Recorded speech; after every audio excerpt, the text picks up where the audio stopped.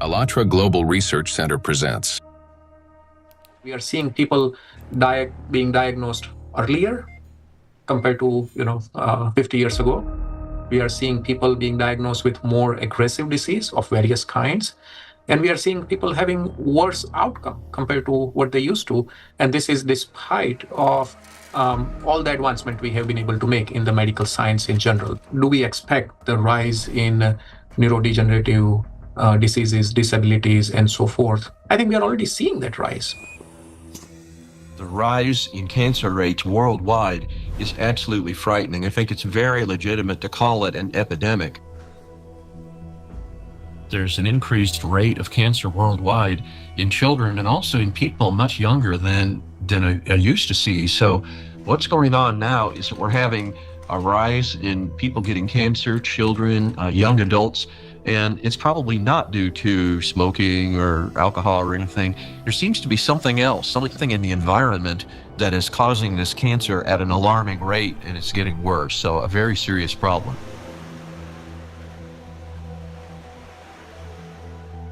Diseases are emerging early in life. Today's generation is getting sick at ages when their parents were still healthy. And what's worse is that they're often battling not just one, but multiple chronic diseases simultaneously. How can this be happening despite all the advances in modern medicine? What if behind this rapid global decline in human health, there lies a hidden factor, one that we've overlooked all along? Nanoplastics, a threat to life.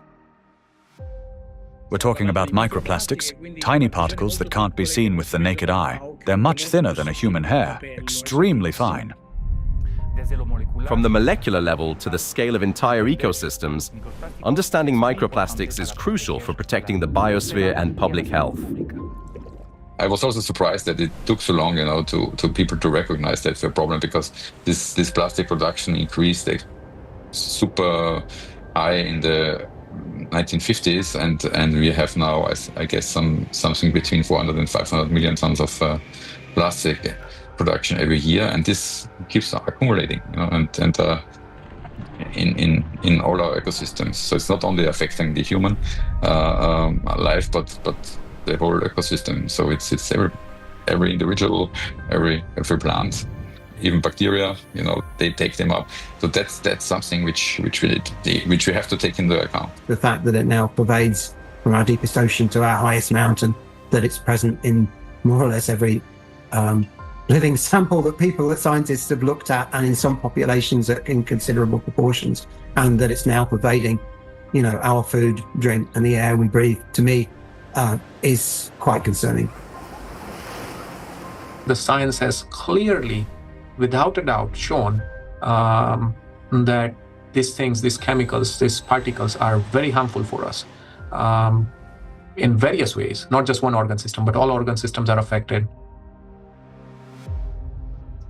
Plastic symbolizes progress, a triumph of human ingenuity, a material that is light, strong, and built to last forever. Yet, as humanity, we miss something crucial. We fail to notice how the very material created to improve our lives began instead to endanger them. Unfortunately, people often underestimate the true threat posed by plastics. Many think of it merely as an environmental problem. Bottles scattered on beaches, debris floating across the sea.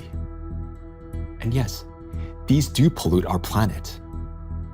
But large plastic pieces alone cannot destroy the entire biosphere, including humanity, unlike the microscopic particles they eventually become. This plastic bottle,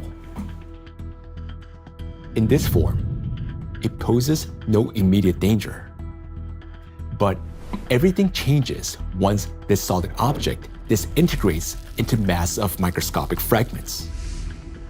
If this half-liter bottle were broken down into plastic particles just 1 micrometer in size, it would create roughly 10 trillion of them. And if all those particles were to penetrate the cells of a human body at once, this single bottle, in the form of nanoparticles, would destroy a person within minutes. Micro and nanoplastics are a threat to life itself. And by life, we mean not only human existence, but the very survival of the entire biosphere. Scientists are sounding the alarm that even today, exposure to these particles is leading to deterioration of health, as well as physical and cognitive decline across humankind. A growing body of research links micro and nanoplastics to the development of diseases, genetic mutations, and the rise of antibiotic resistance. Some researchers even associate tiny plastics with climate anomalies, natural disasters, and increase in seismic activity as trillions of microscopic particles interact with the environment. Over time, they could create uninhabitable zones across our planet. And all of this begins with a simple chain reaction. When plastic, like this very plastic bottle, breaks down into micro and nanoplastics. This documentary is a result of a large-scale investigation. We have examined hundreds of scientific studies and thousands of facts to answer key questions, like why are plastics so particularly dangerous? How can plastic particles threaten the very foundation of life? And what chances remain for humanity to change its course? Today, only a few hundred, perhaps a few thousand people truly understand the magnitude of this threat. A number far too small for a world of 8 billion. But by watching this documentary, you will become one of the few who understand what's really happening. This is a story of why researchers studying nanoplastics call them the number one killer, and how they're already reshaping our future. Plastic interferes with the universal language of life.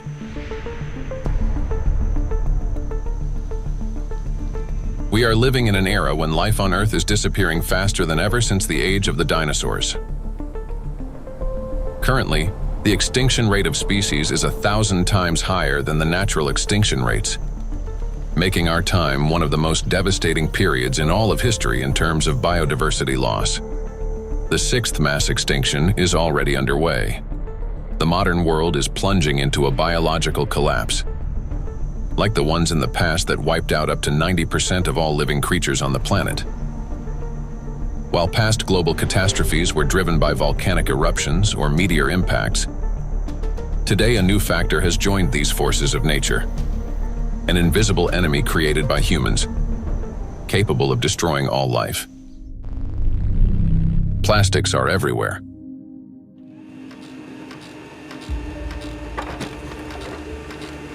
Since the mid-20th century, humanity has produced more than 9 billion tons of plastic.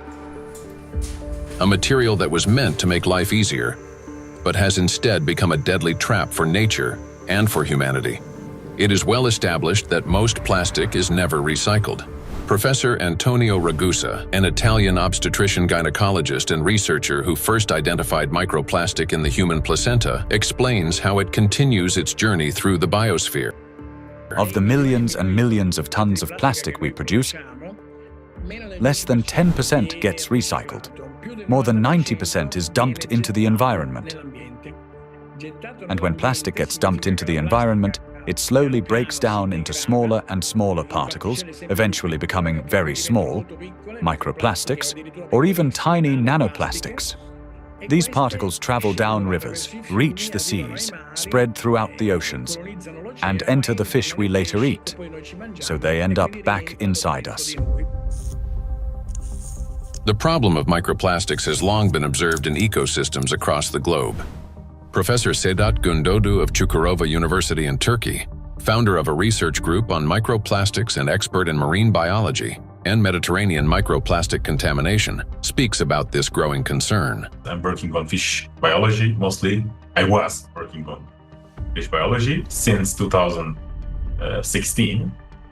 During my PhD study, I recognized that all the sampling location that we work for biodiversity fully polluted with plastics, not only microplastics, because first we realized that the main problem is plastic itself.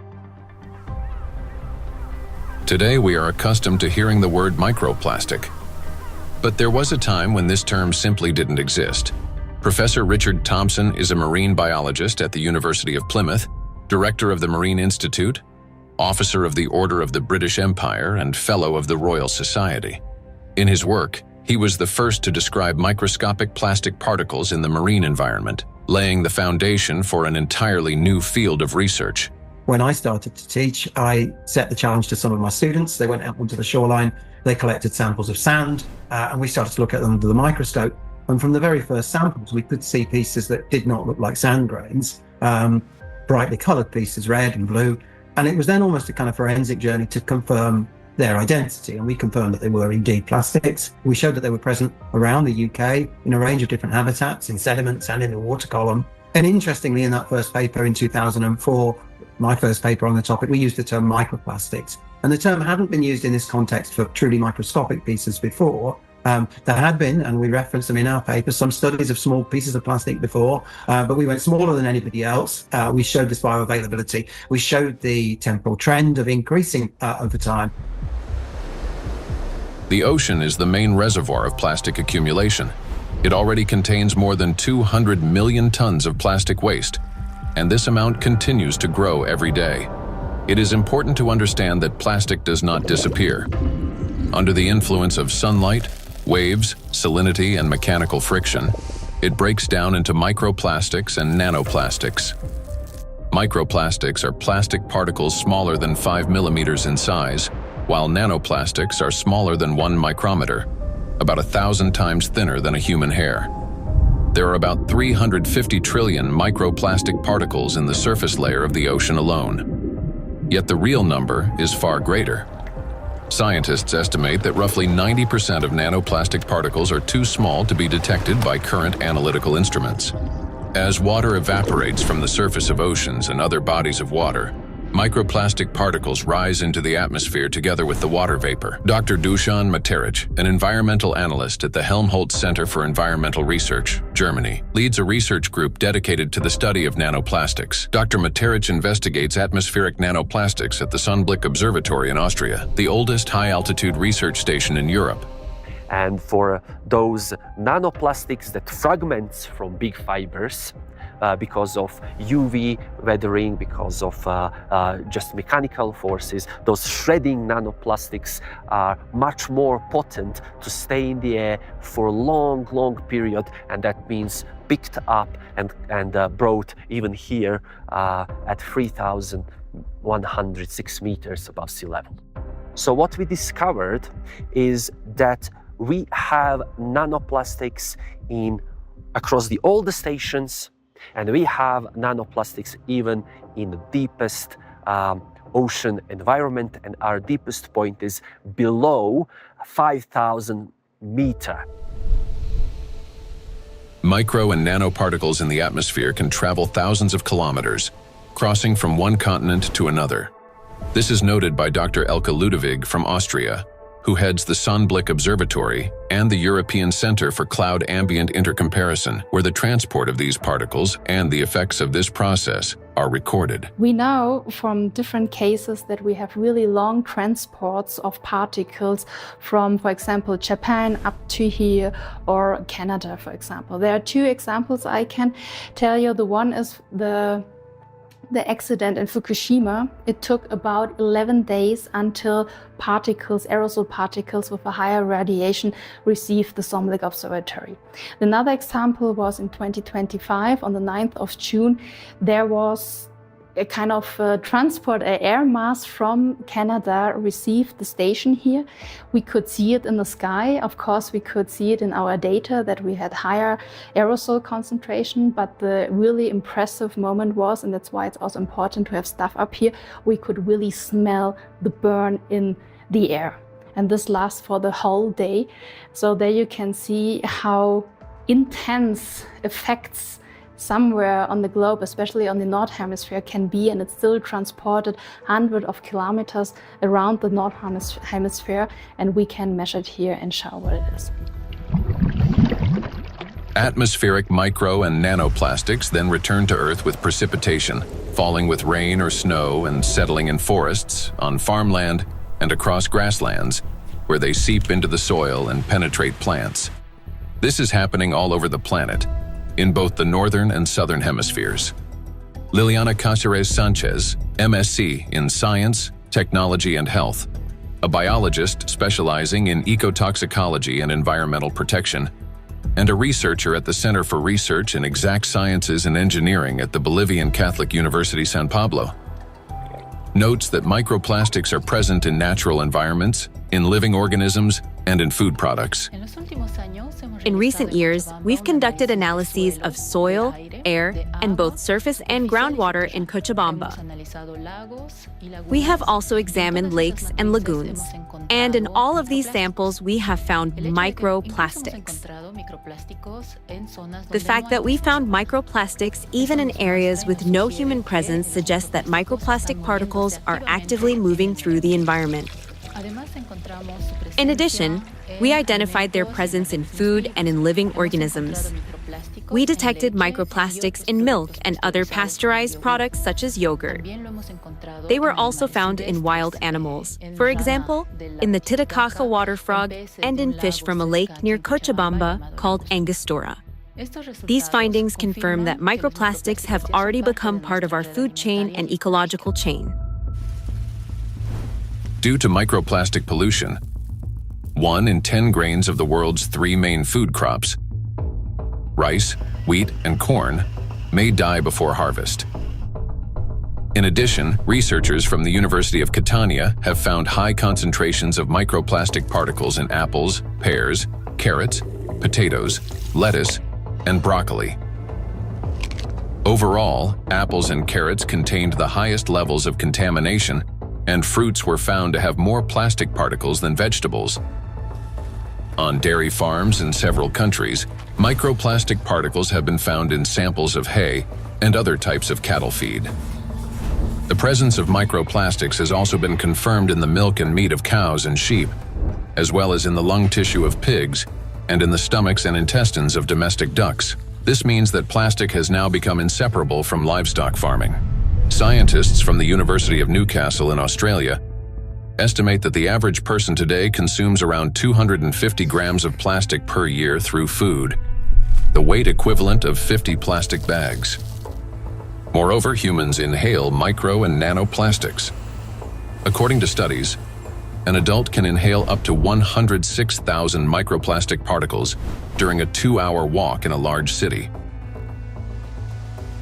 And in areas near bodies of water, that number significantly increases. We encounter micro and nanoplastic every day when we brush our teeth, take a shower, eat, run errands, go for a walk, wear our clothes, use household appliances, or take medications, and when we are working on a computer, riding public transport, drinking coffee on the go, shopping in a supermarket, or relaxing outdoors. Micro and nanoplastics are everywhere, and we barely notice how deeply these particles have become embedded in our everyday lives today. There are 3 ways plastic gets into the body: through inhalation, through the skin, and through food. And what happens next? It enters the bloodstream. Until fairly recently, about 15 years ago, people thought plastic was inert. And in fact, if you look at these plastic pellets, not microplastics but larger macroplastics, even if you put them in water, they just sit there quietly. It seems like they don't interfere much with the environment.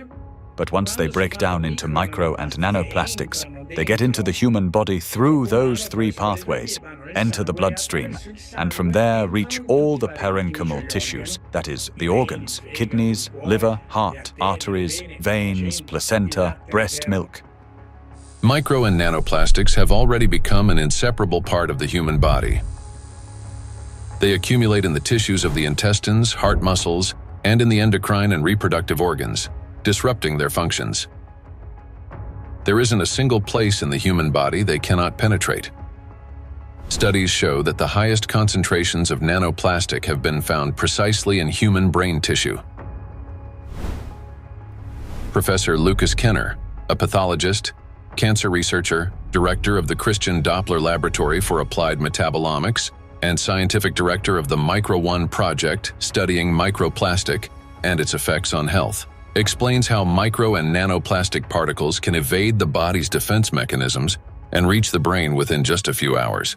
And we found out that particles which are in the bloodstream and cover themselves with cholesterol molecules, they easily can enter the blood-brain barrier, which is a very strict body barrier and protects the brain from toxic outside or even therapeutic substances. So it's, that's difficult, for instance, to treat brain tumors because the blood-brain barrier is so strict also for medications. But particles can enter quickly because they cover themselves with molecules will help them enter the blood-brain barrier. And this is for me, it was really very striking to see that, that these particles in 2 hours after we give them an oral gavage, they're already in the brain.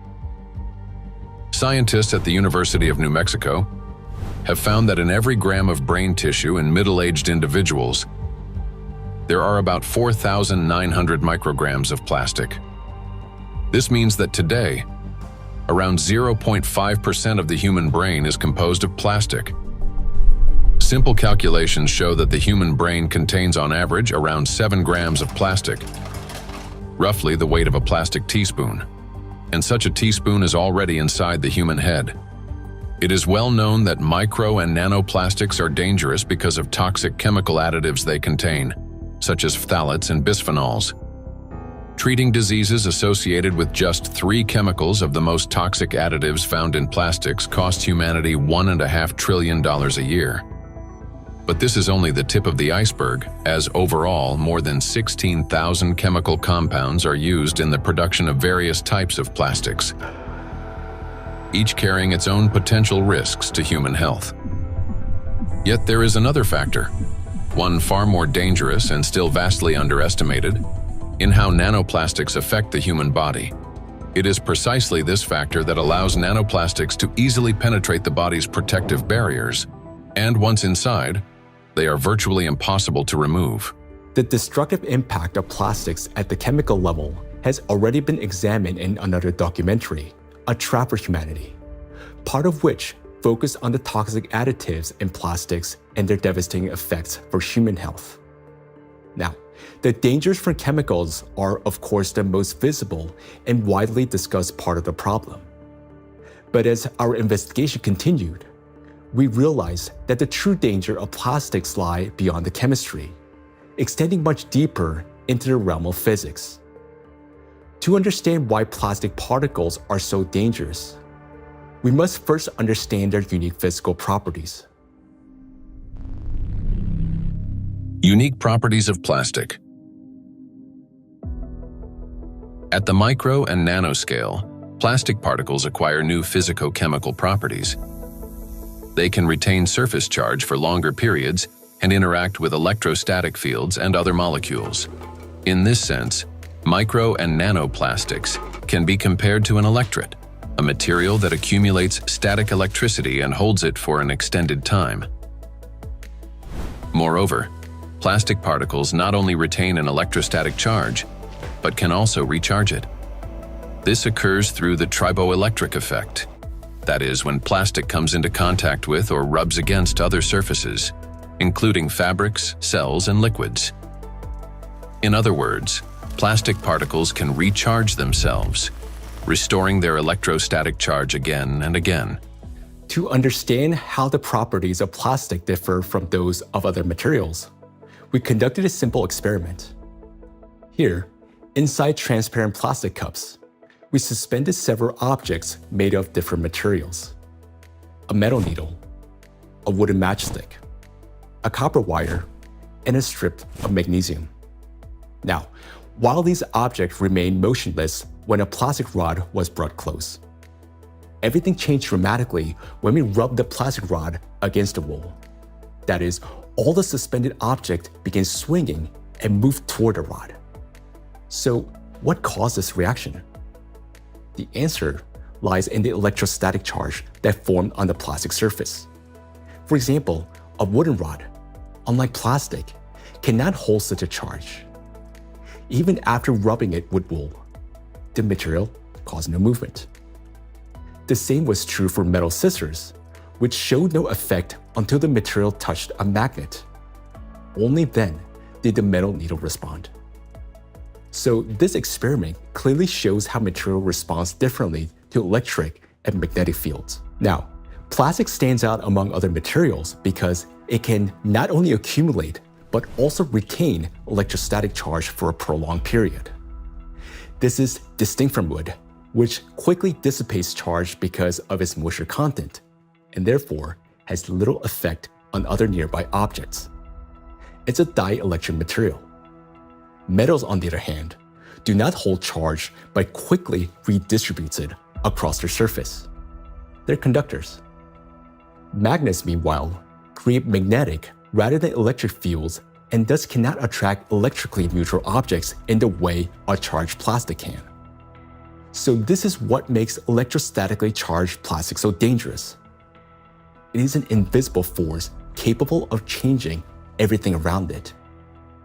Once charged, plastic can attract even neutral particles, disrupting many natural physical processes. And as plastics breaks down into smaller fragments, micro and nanoplastics, it doesn't lose its properties. In fact, the impact of plastic on the environment and living organisms only intensifies as the particles become smaller. It's the charge that makes plastic especially dangerous to all life on our planet. Therefore, plastic cannot be regarded as passive waste. It is an active, electrically charged material capable of interacting with nearly all substances on Earth, from atmospheric particles to living cells. The smaller the plastic particle, the more active it becomes, and the more dangerous its impact.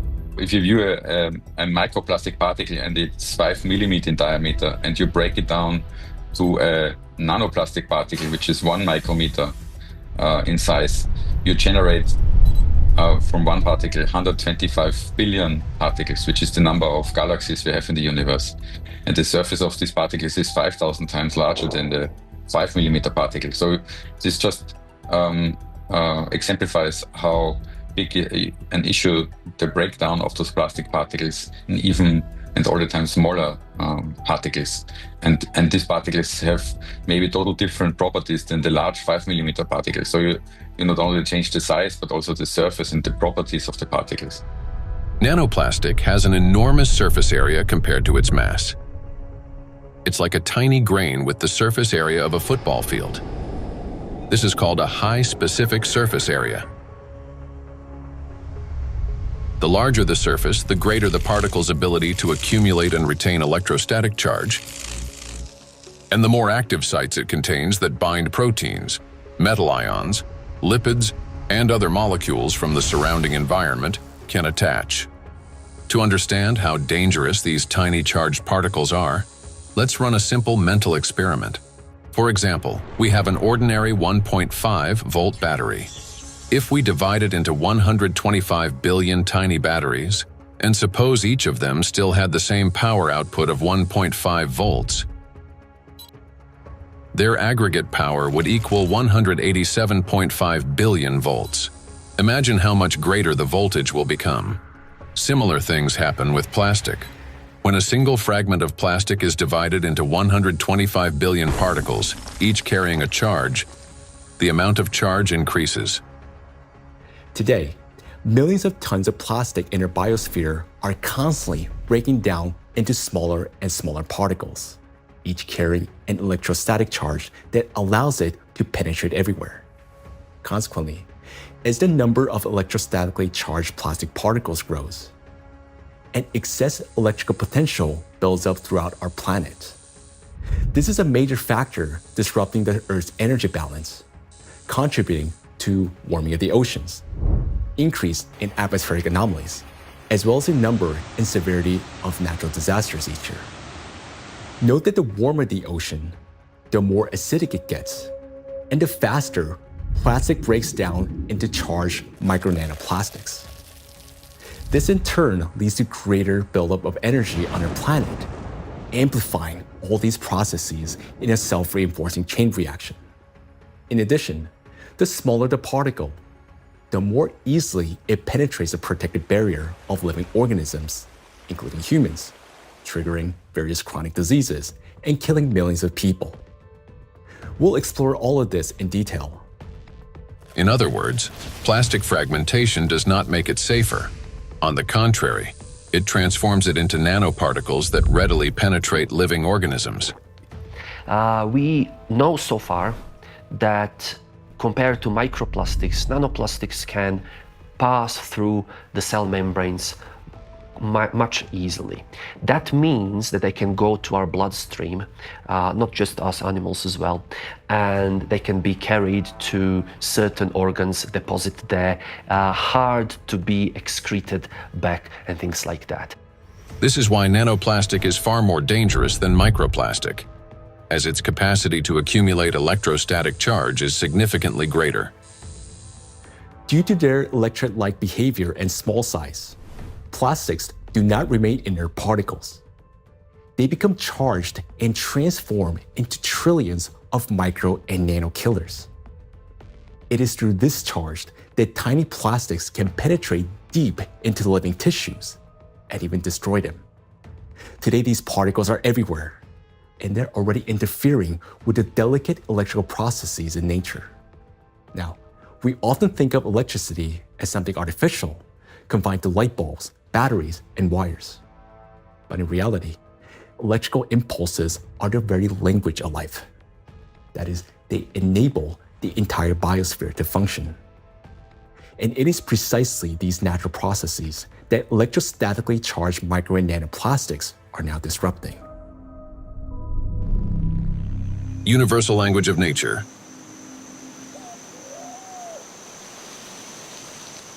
The universal language of nature is invisible, yet it is what connects all living beings into a single whole.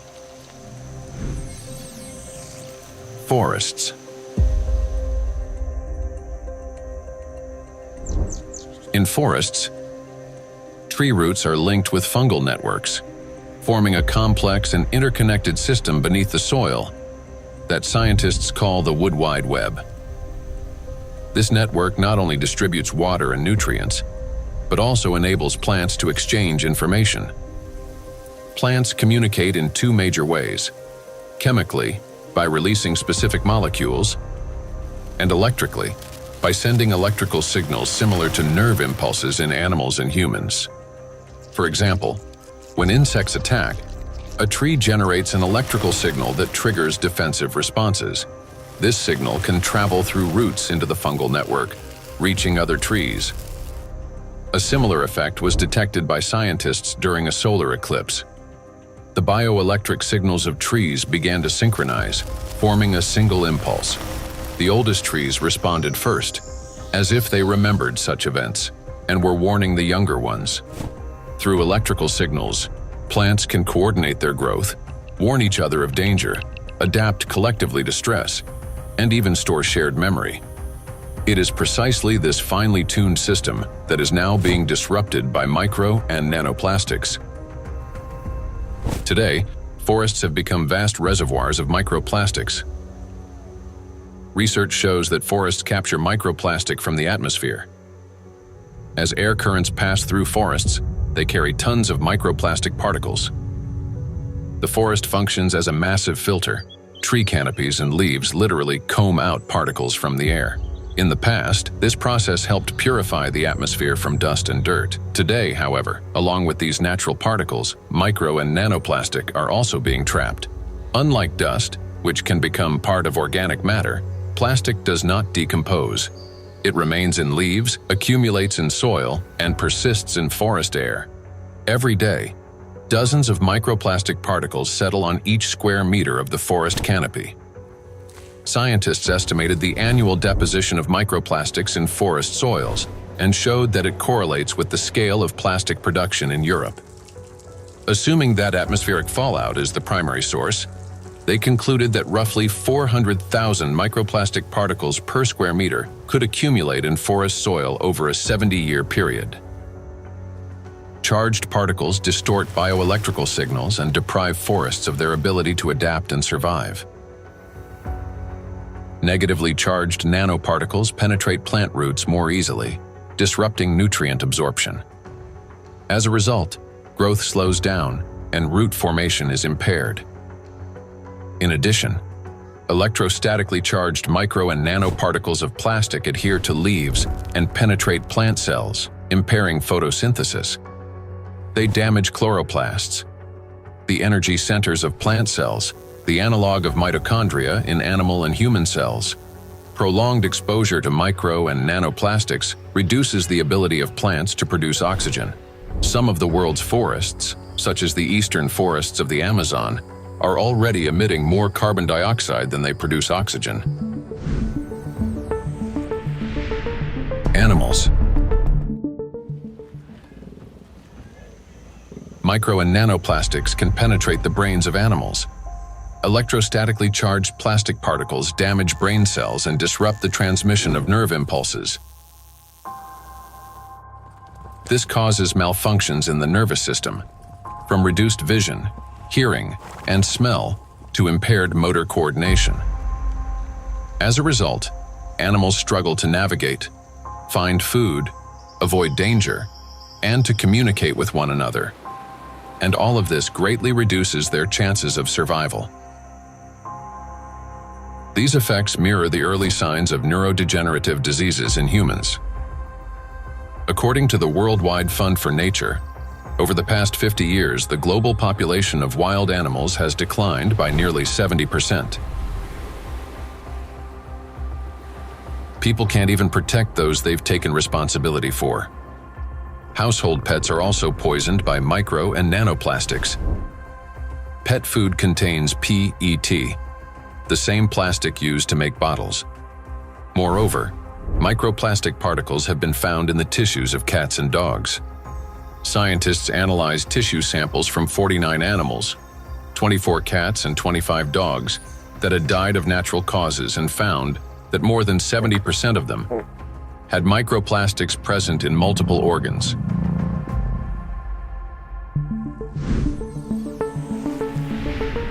Insects.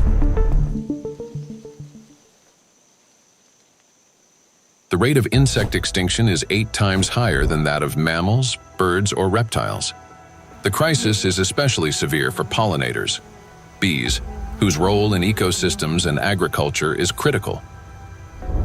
Wild and domesticated bees pollinate 75% of agricultural crops and 90% of wild flowering plants. More than 30% of the world's food production depends on bees. Today, populations of honeybees and wild bees are declining rapidly. If this trend continues, half of all bee populations may disappear within the next decade. The disappearance of bees means the loss of the link that connects plants and food, nature, and humanity. Studies by Indian researchers have identified a correlation between microplastic pollution and declining populations of insects.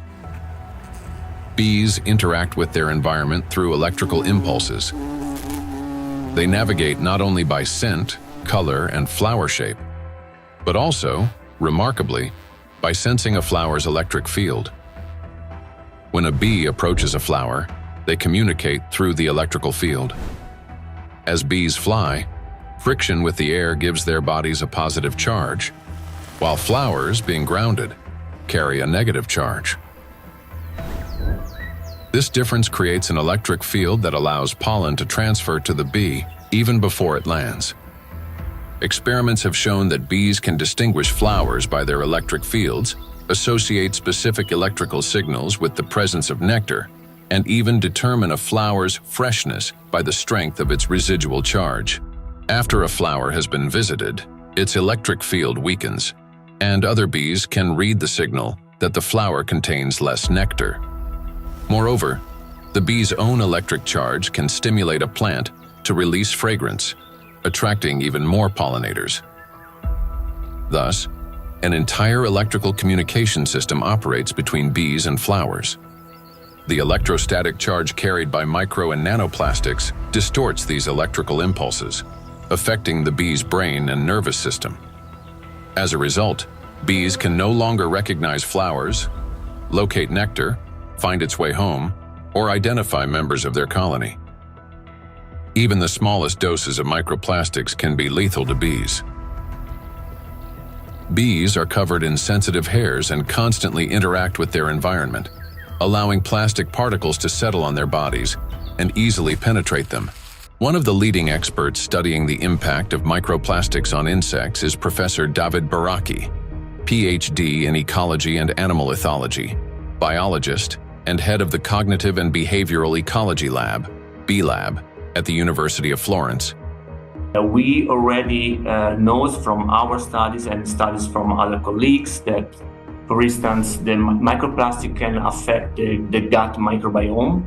So if they fill with microplastics, this can generate dysbiosis, or the microbiome can be affected. In the same way, we found that it can affect the immune response.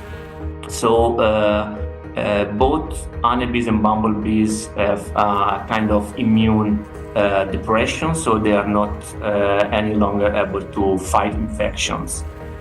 And they can also show altered behavior. So for instance, again, learning and memory is affected.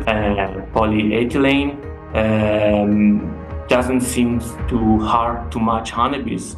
And polyestyrene had a strong impact, not only on survival, but also on learning and memory. So in our experiment, we really found that this polymer, concentration that we probably can find in environment can actually impair memory formation and memory retrieval. And this is, of course, alarming because for honeybees, as I said, it's very, very important to have a good learning and memory capabilities. When microplastics enter a bee's body through food or air, they damage the intestine, disrupt metabolism and reproductive function, weaken the immune system, and alter their behavior, even to the point of losing the ability to navigate.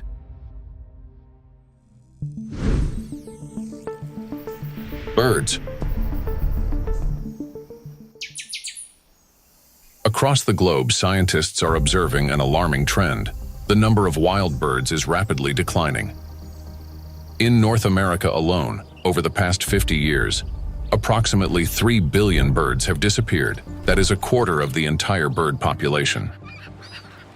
Electrical signals play as vital a role in the lives of birds as they do throughout the entire biosphere. The avian nervous system functions through transmission of electrical signals from the brain to all parts of the body. Those impulses control movements of wings, tail, and body in flight, vision and coordination, cognitive responses, for example, evading predators, song and vocal communication.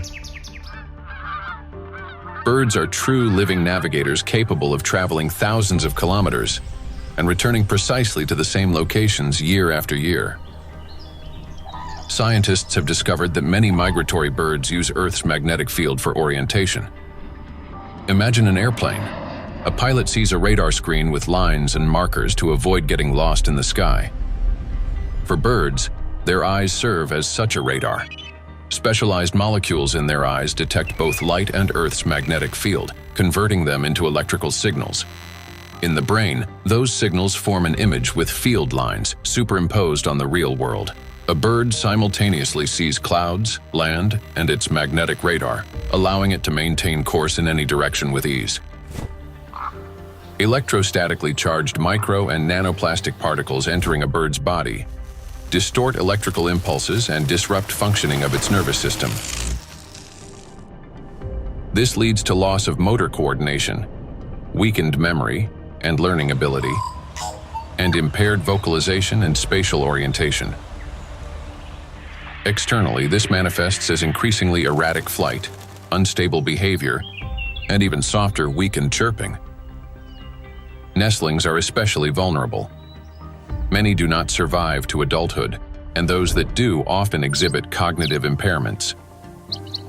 However, that's not all. Plastics damage the liver, kidneys, stomach, and brain of birds, causing symptoms that resemble Alzheimer's disease. Even birds that appear healthy lose the ability to adequately care for their partners and offspring, sharply reducing their chances of successful reproduction.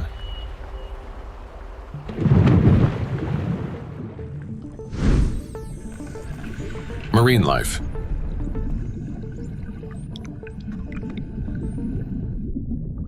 Beneath the surface reigns a unique world where vision weakens and sounds become distorted. In such conditions, marine life perceives reality differently. Through electroreception, the ability to sense faint electric fields and navigate by them. Predators such as sharks can detect tiny electrical impulses produced by muscle contractions and the heartbeat of their prey. Even if a fish remains motionless and hidden in sand, its bioelectric signals reveal its location. All living organisms in water generate continuous bioelectric fields due to ion flow across their skin. Those fields are subtly altered when the animal moves or when another living being appears nearby. Electrical impulses are an inseparable part of life itself, even underwater. Electrostatically charged micro and nanoplastics can distort or block those signals, which makes marine creatures especially vulnerable. As a result, marine animals and fish lose their ability to accurately locate prey, avoid predators, and follow migration routes. This threatens their survival and leads to population declines.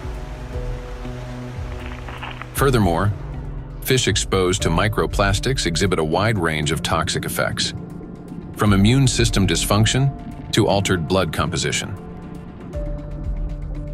Signs of neurotoxicity, growth retardation, and reduced reproductive capacity have also been documented in fish.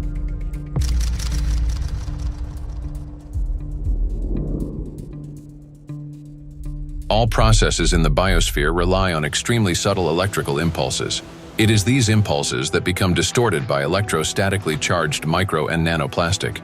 Micro and nanoplastics have already permeated every environment and integrated into all ecosystems.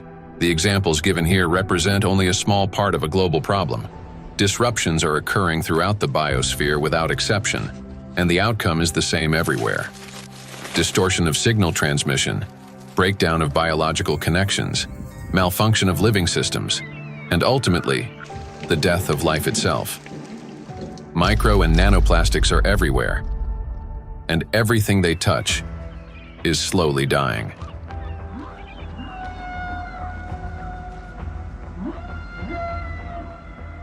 Charged micro and nanoplastics disturb the natural biological impulses that form the very foundation of life. Gradually, they erode the mechanisms that allow the biospheres to exist and interact. This decay begins from within, slowly, almost imperceptibly, yet inevitably. Even what appears healthy and alive today is already contaminated by micro and nanoplastics. Today, so many of these particles have already accumulated on our planet that they will be enough to destroy the entire biosphere several times over. And their numbers continue to grow each day. Nature is not merely a habitat. It's our breath, our nourishment, and our protection. Humanity can survive without technology, but not without air, water, and living organisms. When life on Earth dies, humanity dies with it. The truth is that we do not exist separately from nature, no matter how much we try to convince ourselves otherwise. We're part of it. So you have probably guessed who we're going to talk about next. Yes, about us. Impulse of life. For humans, just like for all living beings in the biosphere, electrical signals are the pulse of life. The human body is, quite literally, an electrical system. The brain thinks with the help of electrical impulses. The heart beats because cells transmit electrical signals to one another, and muscles contract when they receive signals from the nervous system. Neurons play a key role in coordinating all body functions by generating and transmitting electrical impulses. How an electrical impulse is generated in neurons. Every neuron has a membrane with the so-called gates, ion channels. When a signal needs to be transmitted, some of these gates open, and ions begin moving quickly into or out of the cell. This flow of ions changes the membrane's electrical charge, creating an electrical impulse. The impulse travels along the neuron and transmits information further to other cells. How you communicate, whether you interrupt, speak quickly and emotionally, or on the contrary, whether you're apathetic. How you scroll through a news feed on your phone, whether you rush or move slowly, depends largely on the balance of ions. When this balance is disrupted, a person can become overly irritable, or, on the contrary, sluggish. Every movement and reaction of our body is based on electrical impulses in neurons and other cells. For example, if you accidentally touch a hot object, nerve fibers instantly transmit a signal to the brain, which commands the muscles. Pull your hand away. Without electrical impulses, the body wouldn't be able to maintain a stable internal state, homeostasis. Even the immune system cannot function without electrical impulses. The speed and strength of every immune cell's response depend directly on the quality of impulse transmission. Emotions and thoughts are also the language of electrical impulses. When you feel joy, sadness, excitement, love, or recall a memory, tiny electrical sparks run between neurons. They're like messages between friends. One neuron writes, another reads, and passes it on. Through these chains, thoughts, emotions, and decisions are born. When you learn something new, that too is the work of electrical impulses. They create new neural connections, as if paving little pathways in the brain that make it easier for impulses to travel later on.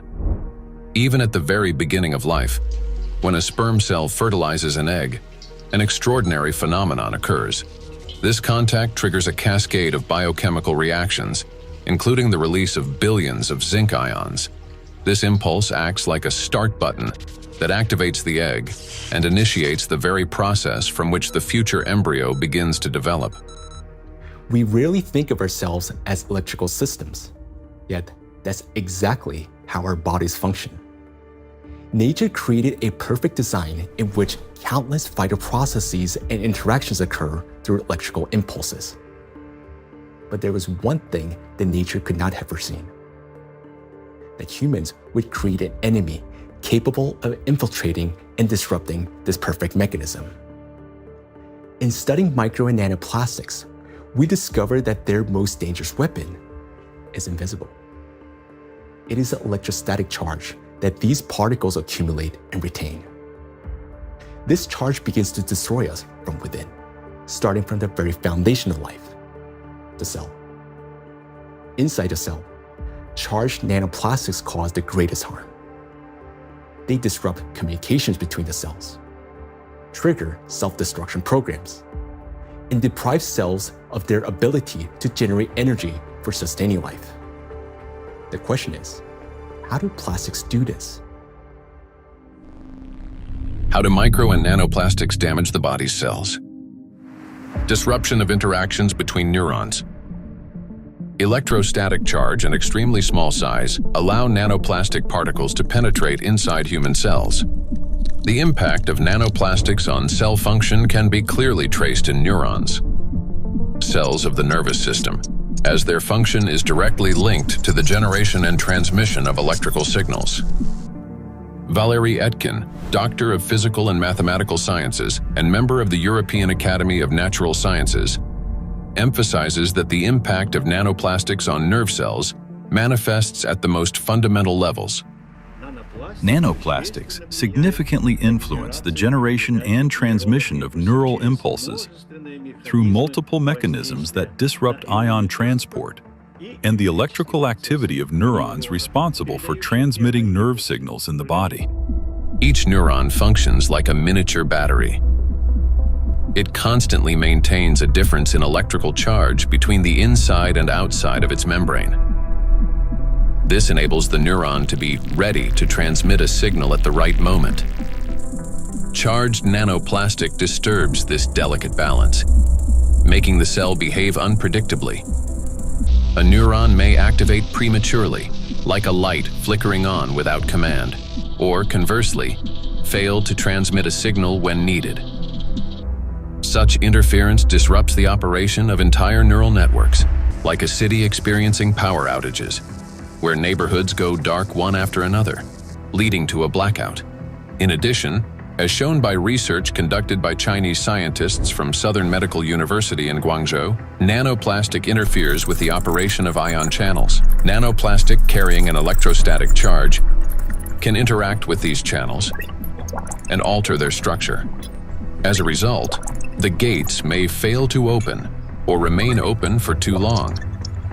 This also disturbs normal signal transmission throughout the nervous system. When electrostatic interactions occur with charged membrane lipids, they cause a redistribution of charged lipids and proteins within the membrane, which leads to impaired functionality of these lipid membranes. This results in localized changes in ion concentration and the formation of ion concentration gradients around charged particles. The function of ion pumps, which are essential for maintaining ion balance, becomes disrupted. Ion pumps are mechanisms that move substances against their concentration gradients, a process known as active transport. When these processes become unbalanced, they accumulate energy that can later be used by biological systems to perform work. And so, the work of these pumps may be disrupted, yet it's one of the core mechanisms underlying biological activity. Signal transmission between neurons is a complex yet remarkably coordinated electrochemical communication process in which special molecules, neurotransmitters, play a crucial role. These molecules act as couriers, transferring information from one neuron to another in a strictly ordered manner. Nanoplastic particles carrying an electrostatic charge can interfere with the release of neurotransmitters or trigger their discharge without proper signaling. As a result, chaotic and false signals emerge in the brain, as if the nervous system can no longer distinguish what messages to send, when to send them, or where they should go. Any disruption in communication between neurons inevitably affects our mental state. If you find yourself becoming forgetful or absent-minded, if you have difficulty concentrating or remembering even simple things, it may be a sign that the degradation of neural connections has already begun. Nanoplastics not only interfere with communications between neurons, but they also penetrate directly into cells and even trigger their self-destruction. Cells start the process of self-destruction. Each cell continuously produces specific molecules known as reactive oxygen species. These molecules participate in processes of growth, division, and programmed cell death. Under normal conditions, their levels are regulated by the cell's defense system, antioxidants, acting as cleaners. Antioxidants rapidly neutralize excess reactive oxygen species, preventing them from damaging the organism. When a cell is exposed to irritants, such as infection, injury, or toxins, it produces elevated levels of reactive oxygen species, which in excess can damage vital cellular structures. This leads to oxidative stress, a kind of chemical assault within the cell. In response to damage and oxidative stress, a natural defense mechanism is activated: inflammation. Its purpose is to eliminate the source of injury and restore balance. However, in the case of electrostatically charged nanoplastic, this mechanism ceases to function properly. Plastic particles remain inside the cell and act as a continuous irritant. The inflammation does not subside and becomes chronic. As a result, DNA, proteins, membranes, and other key cellular structures are damaged. Ultimately, the cell either can no longer function properly or initiates its own self-destruction. We've done remarkable studies and discovered that plastic embeds itself inside the cytoplasm. The cytoplasm contains organelles, small structures that keep the cell alive and functioning. plastic gets into the cytoplasm and stays there. It becomes surrounded by a membrane. Similar to the cell membrane, the cell isolates it because it wants to destroy it. And it starts producing enzymes and other substances the cell normally uses when it's invaded by microbes, viruses, bacteria, or antigens. But unlike those natural invaders, plastic is indestructible, as we said. So the cell is essentially subjected to chronic stress, and eventually it becomes diseased.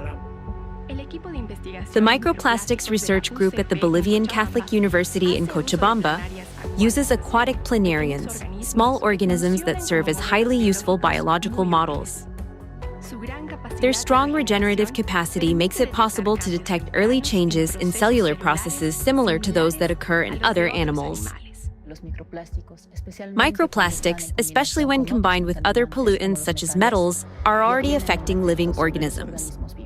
Microplastics can trigger oxidative stress, an imbalance between the production of reactive oxygen species and the body's antioxidant capacity. This oxidative stress directly affects cellular metabolism, disrupting the functions of proteins, lipids, and nucleic acids, which can lead to changes in growth, regeneration, and the overall physiology of organisms. Thus, exposure to electrostatically charged nanoplastic leads to oxidative stress, inflammation, and consequently, the death of not only neurons, but also other types of cells. Oxidative stress is like a fire burning inside a cell, while antioxidants are like firefighters that work to extinguish it. Note that nanoplastics act as a fuel for the fire, feeding it endlessly until the cell is consumed from within. Yet, that's not all nanoplastics do inside our cells. They also destroy the cell's power plants, the mitochondria. Every cell lives and functions thanks to the energy produced by mitochondria. That very energy powers all processes in the body, from cell division to hormone synthesis. Even the electrical impulses that we've been talking about depend on the energy from mitochondria. And it is precisely this vital source of life that charged nanoplastics attack. Cells stop producing energy for life. Recent studies have shown that mitochondria are particularly vulnerable to the effects of nanoplastic. And that's where a cascade of processes leading to aging and disease begins. Scientists from China have discovered that the electrostatic charge and tiny size of nanoplastic particles allow them to penetrate deep into the cell and accumulate even within mitochondria, disrupting their function. Such a condition is known as mitochondrial dysfunction, a state in which mitochondria can no longer perform their essential roles. For comparison, a mitochondrion is approximately the size of a bacterium, while a nanoplastic particle is dozens of times smaller. Dr. Jeffrey Long, a radiation oncologist with many years of clinical experience and an expert on environmental exposures and their impact on human health, explains the destructive intracellular processes triggered by nanoplastic. They can get into the cell and they can damage the critical parts of the cell, particularly mitochondria. Mitochondria in each cell in the human body is sort of the energy machine. It produces the raw stuff that provides energy to the entire rest of the cell.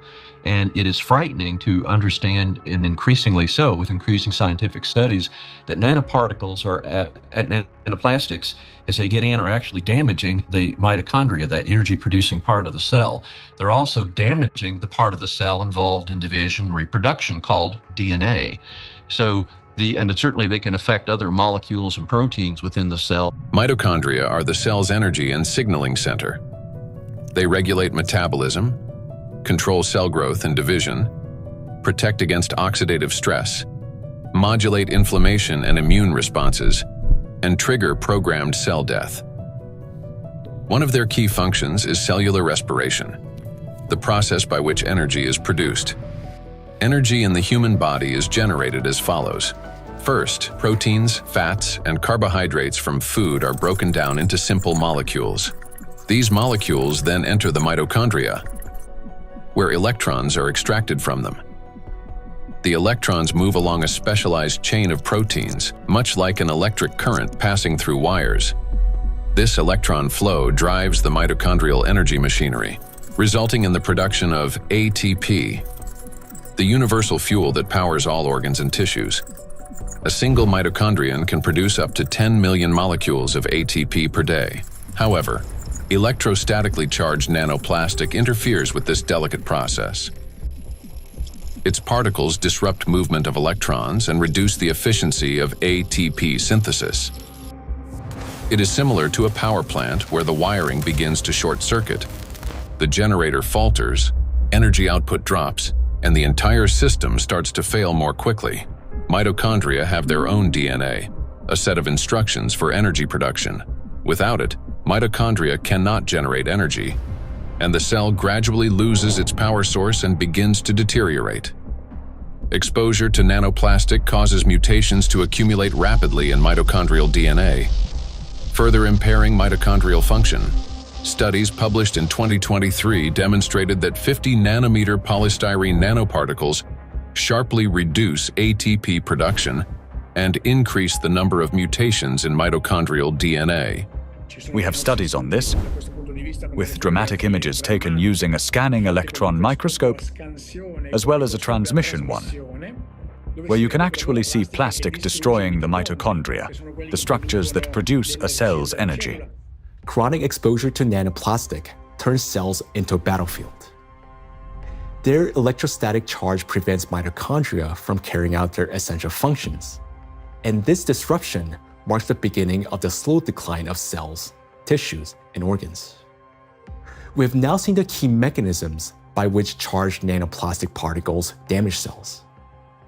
Each of these processes is destructive on their own, but they also occur simultaneously and amplify one another's effects. This chain reaction unleashes avalanche of damages leading to cell death and ultimately causing systemic breakdowns and accelerating biological aging. Micro and nanoplastics accelerate aging. We tend to think that aging begins with wrinkles, gray hair, or fatigue. But in reality, it starts deep within the cells, with mitochondrial dysfunction and failures in key biological processes. Over time, damaged and dying cells accumulate, and the body loses its ability to renew itself. Aging is the gradual wear and tear of life's internal mechanisms. Scientists identify several main mechanisms of aging, such as oxidative stress, mitochondrial dysfunction, chronic inflammation, telomere shortening, DNA damage accumulation, epigenetic alterations. These same mechanisms underlie various diseases. When mitochondria can no longer produce sufficient energy, when DNA damage accumulates, and when inflammation becomes chronic, the organism grows increasingly vulnerable. This is when conditions such as diabetes, cancer, heart attack, dementia, and Alzheimer's disease begin to develop, and they all share one root cause: the aging of cells and tissues. Here's the crucial point.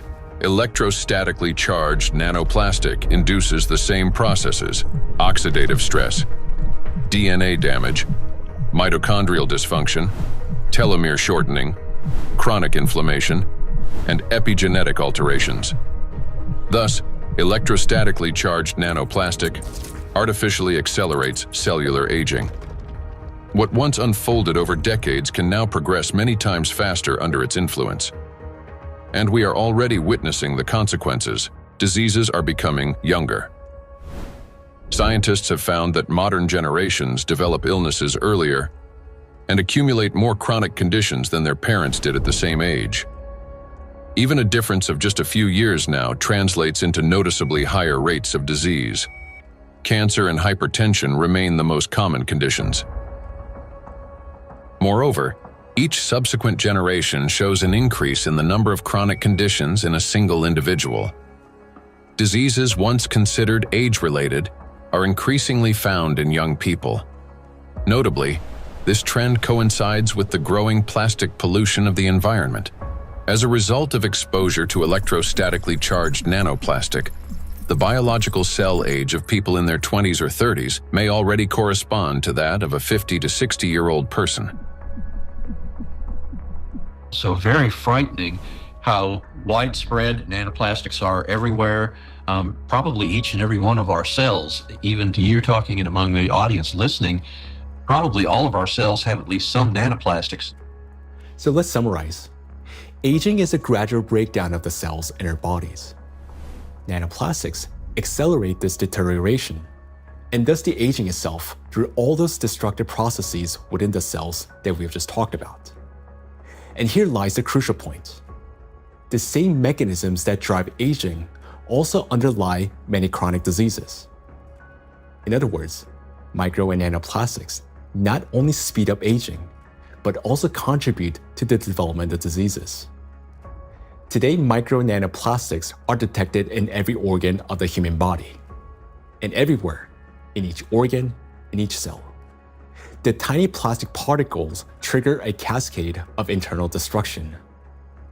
Nanoplastics damage cell membranes, disrupt ion channels, induce oxidative stress, disable mitochondria, and provoke genetic mutations. These damages affect all cell types in the same way, whether in the heart, bones, lungs, or elsewhere. Now, we know the answer to the main question that began our investigation. Why and by what mechanism are nanoplastics capable of destroying living systems at the microscopic level? But what does that mean to us, for each of us? What specific diseases arise from such cellular destruction within the human body? The answers lie ahead in the next part of our investigation. Micro and nanoplastics are damaging health. Micro and nanoplastics impact the nervous system. Neurological disorders are the leading cause of physical and cognitive disability worldwide, affecting almost 3.5 billion people. Over the past 30 years, the number of such cases has risen drastically, and scientists project that within the next 2 decades, this figure could double. Since this trend mirrors a surge of plastic pollutions in our environment, it becomes clear why these diseases are becoming more prevalent and why they're increasingly affecting younger population. Now, recall the image of a plastic spoon in the brain. Unfortunately, it doesn't sit there inert or harmless. Electrostatically charged plastic particles attack neurons, the brain cells that are responsible for most of our thoughts and movements. Every day and every minute, nanoplastics are silently destroying cells in our brains, and the exposure to these tiny plastics, they never stop. In fact, it continues to accelerate. Consequently, the damage of our neurons lead to severe and often irreversible diseases like Alzheimer's and Parkinson's, multiple sclerosis, epilepsy, stroke, and many others. But neurons are not limited to the brain. They form an extensive network that coordinates and synchronizes the activity of the entire body. And when they're damaged, the autonomic nervous system begins to malfunction, disrupting the function of internal organs. For example, the intestines contain about 500 million neurons, often referred to as a second brain. This vast network plays a vital role in digestion, immunity, and even emotional regulation. But with every sip of water and every meal, an invisible stream of micro nanoplastics enters our bodies. And unfortunately, most of these particles settle and accumulate in the intestines. Micro and nanoplastics destroy intestinal barriers.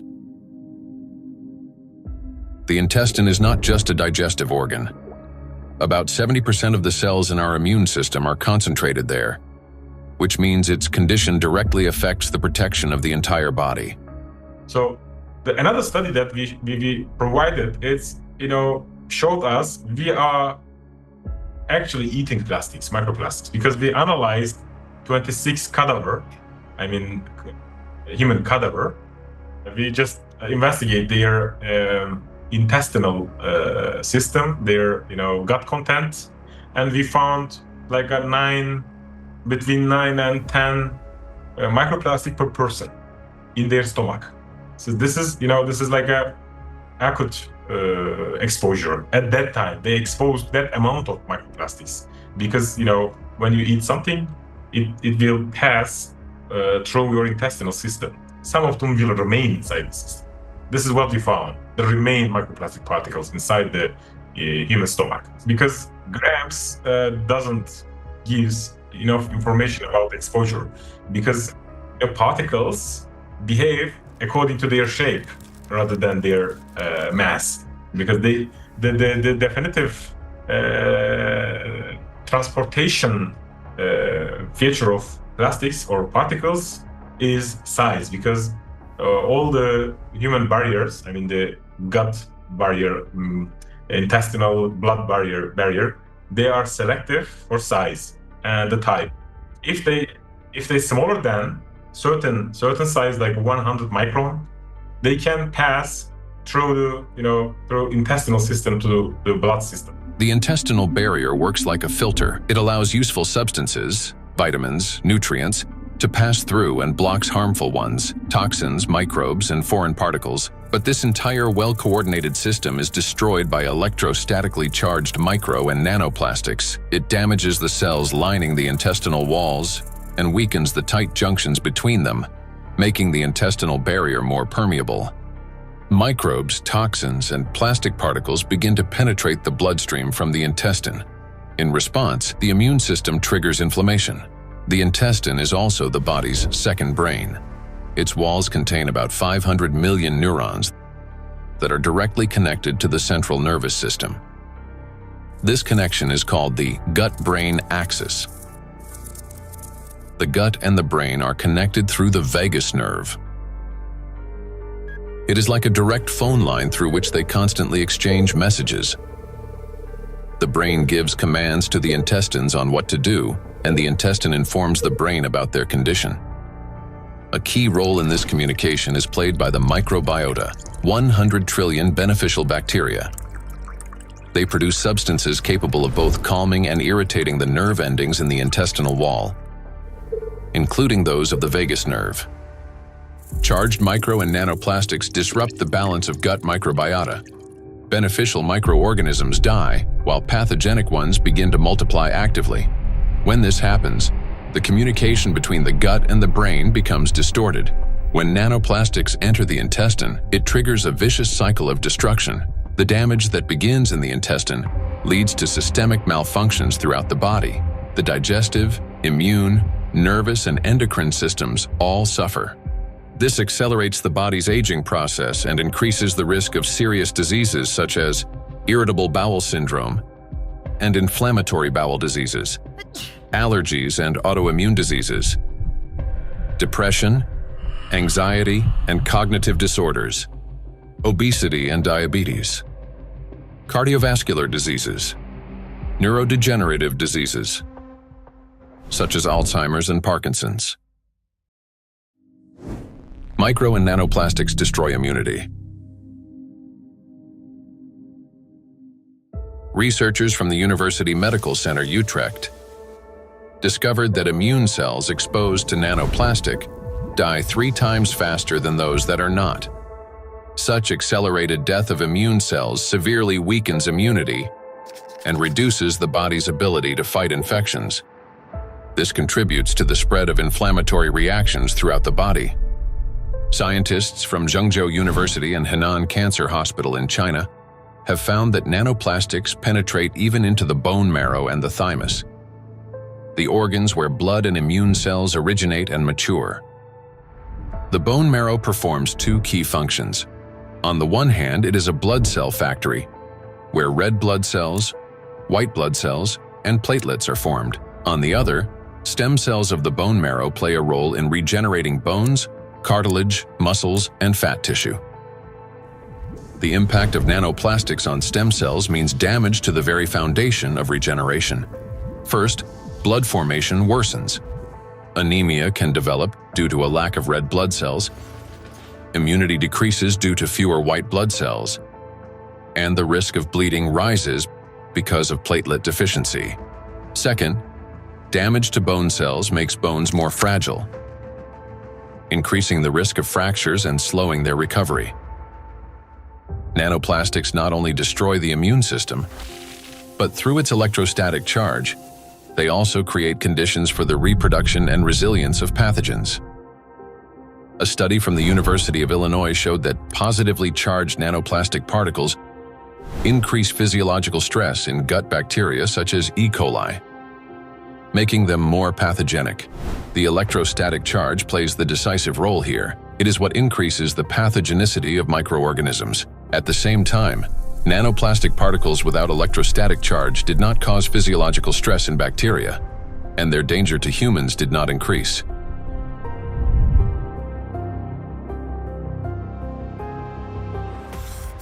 The experiment showed that microplastics, especially polystyrene, can absorb up to 98.6% of viruses, prolonging their survival outside the body for up to 7 days. Viruses that normally die under sunlight or oxygen within hours can persist on plastic for 2 to 7 days, remaining on surfaces such as handrails, bottles, and door handles. A single sneeze from an infected person can release up to 200 million viral particles into the air, which can land on any plastic surface indoors or bind with nanoplastic particles in the air and water. Microplastics become an air and water taxi, spreading infection. Once in the bloodstream, charged micro and nanoplastic particles quickly become coated with plasma proteins, forming a biocorona, which masks them as the body's own cells and makes them invisible to the immune system. Antibiotic resistance.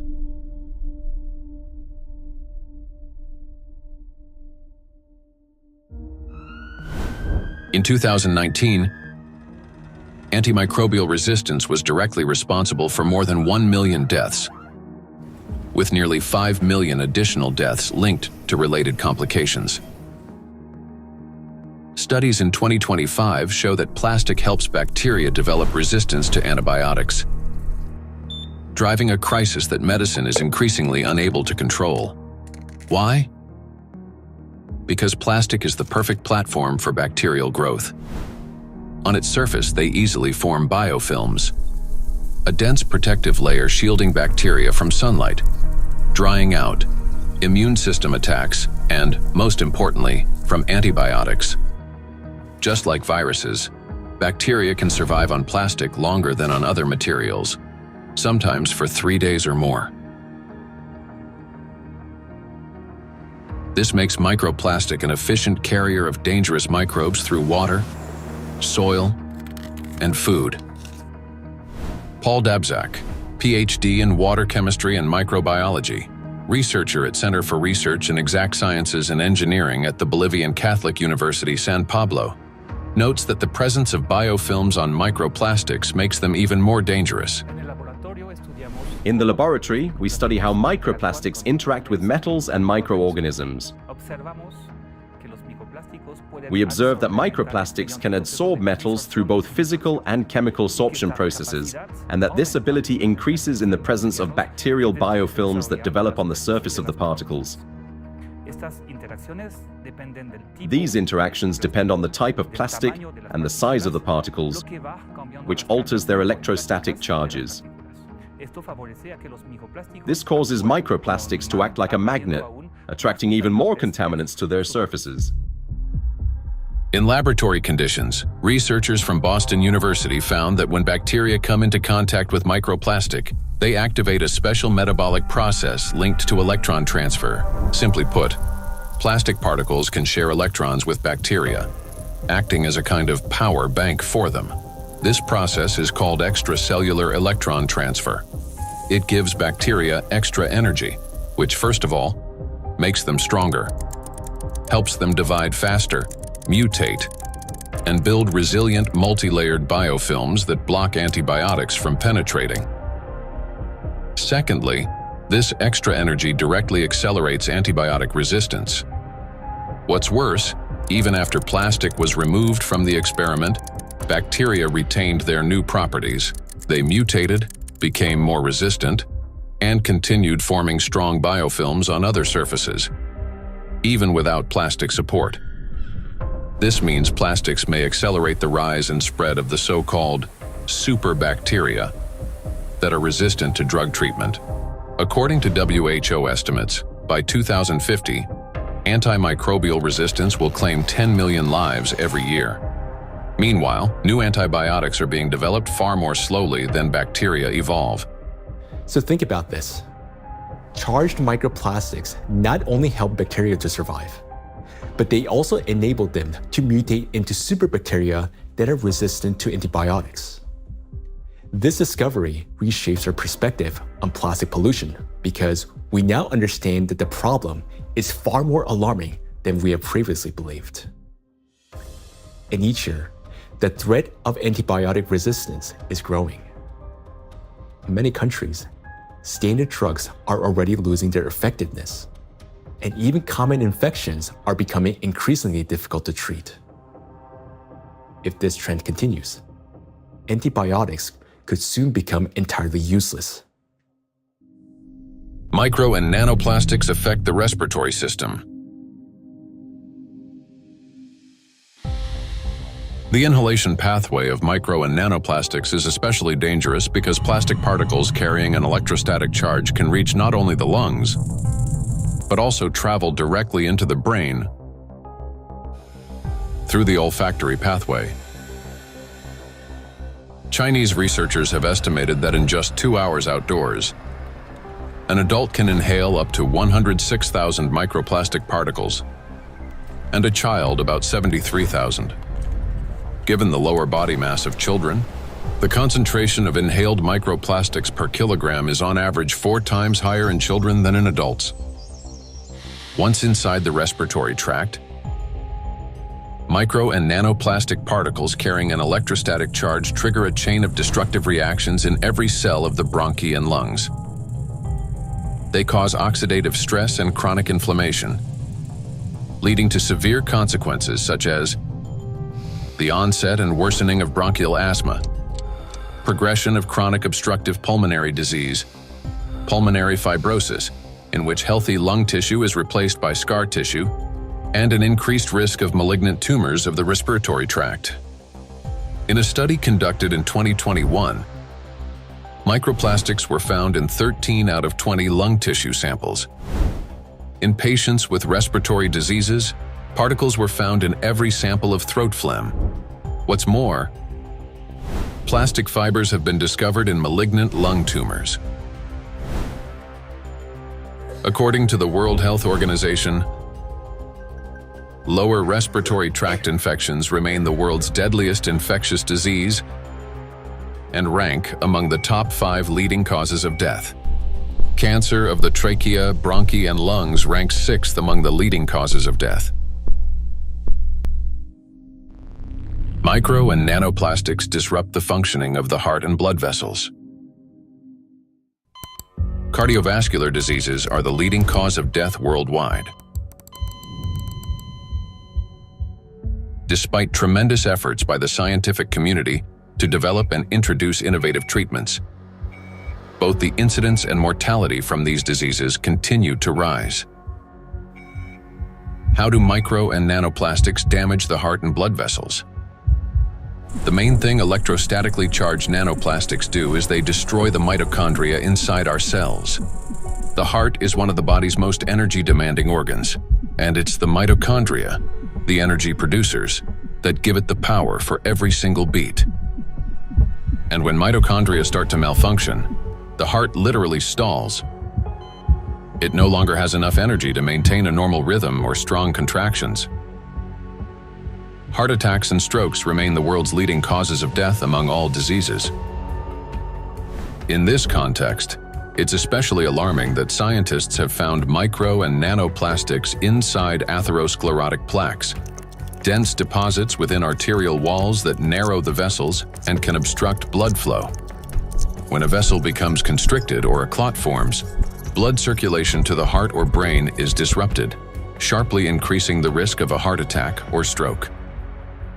Research shows that when microplastics are present in carotid artery plaques, the risk of these life-threatening events and fatal outcomes rises by 4.5 times. Micro and nanoplastic particles trigger blood clot formation. When micro and nanoplastics enter the bloodstream, they don't simply drift there passively. Because of their electrostatic charge, plastic particles stick to vessel walls and attract blood proteins and cells.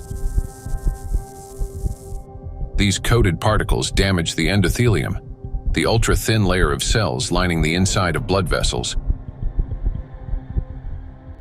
The endothelium is like an intelligent shell of the vessels.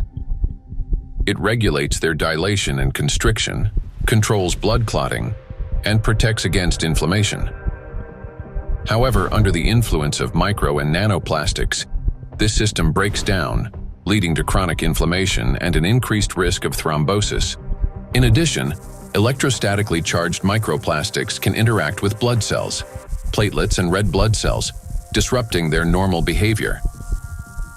Under normal conditions, red blood cells carry a negative surface charge called the zeta potential, which keeps them from sticking together and allows blood to flow freely, even through the tiniest capillaries. But when exposed to microplastics, this charge decreases. Red blood cells begin to clump together, blood viscosity rises, and clot formation starts. As a result, clots appear in the vessels, obstructing blood flow, which is especially dangerous for the brain, heart, and eyes. This consequently increases the risk of chronic fatigue, vision disorders, hypertension, heart attack, and stroke. Nanoplastics interact with cell membranes. Positively charged nanoparticles are strongly attracted to negatively charged components, leading to disruption of membrane integrity, for example, in red blood cells, platelets, and endothelial cells. Micro and nanoplastics induce the development of cancer. The rise in cancer rates worldwide is absolutely frightening. I think it's very legitimate to call it an epidemic. The statistics are sobering. The World Health Organization estimated that in 2020, worldwide there was about 18.1 million new cases of cancer, whereas in 2022, just 2 years later, it's gone from 18.1 million up to nearly 20 million. And in fact, according to the World Health Organization, if this trend continues, by 2050, worldwide there's going to be 33 to 35 million new cases of cancer, truly an epidemic and truly a real major health issue affecting every single person everywhere in the world. So yes, that's a huge problem. For a long time, cancer was considered a disease of old age, the result of accumulated DNA mutations, weakened immunity, and years of exposure to carcinogens. But today, because of nanoplastic exposure, mutations can begin to build up in the body at much earlier stages of life. There's an increased rate of cancer worldwide in children and also in people much younger than I used to see. So what's going on now is that we're having a rise in people getting cancer, children, young adults, and it's probably not due to smoking or alcohol or anything. There seems to be something else, something in the environment that is causing this cancer at an alarming rate, and it's getting worse. So a very serious problem, yes.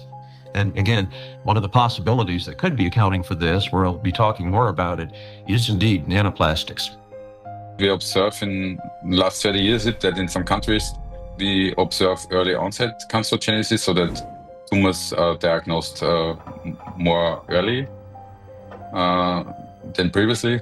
So that was like colorectal cancer observed earlier and diagnosed earlier than 30 years ago in average.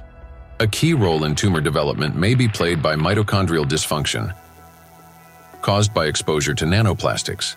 This happens through the accumulation of mutations in mitochondrial DNA and the disruption of normal cell death mechanisms, which together reduce the body's ability to eliminate damaged cells and increase the likelihood of these cells transforming into tumor cells.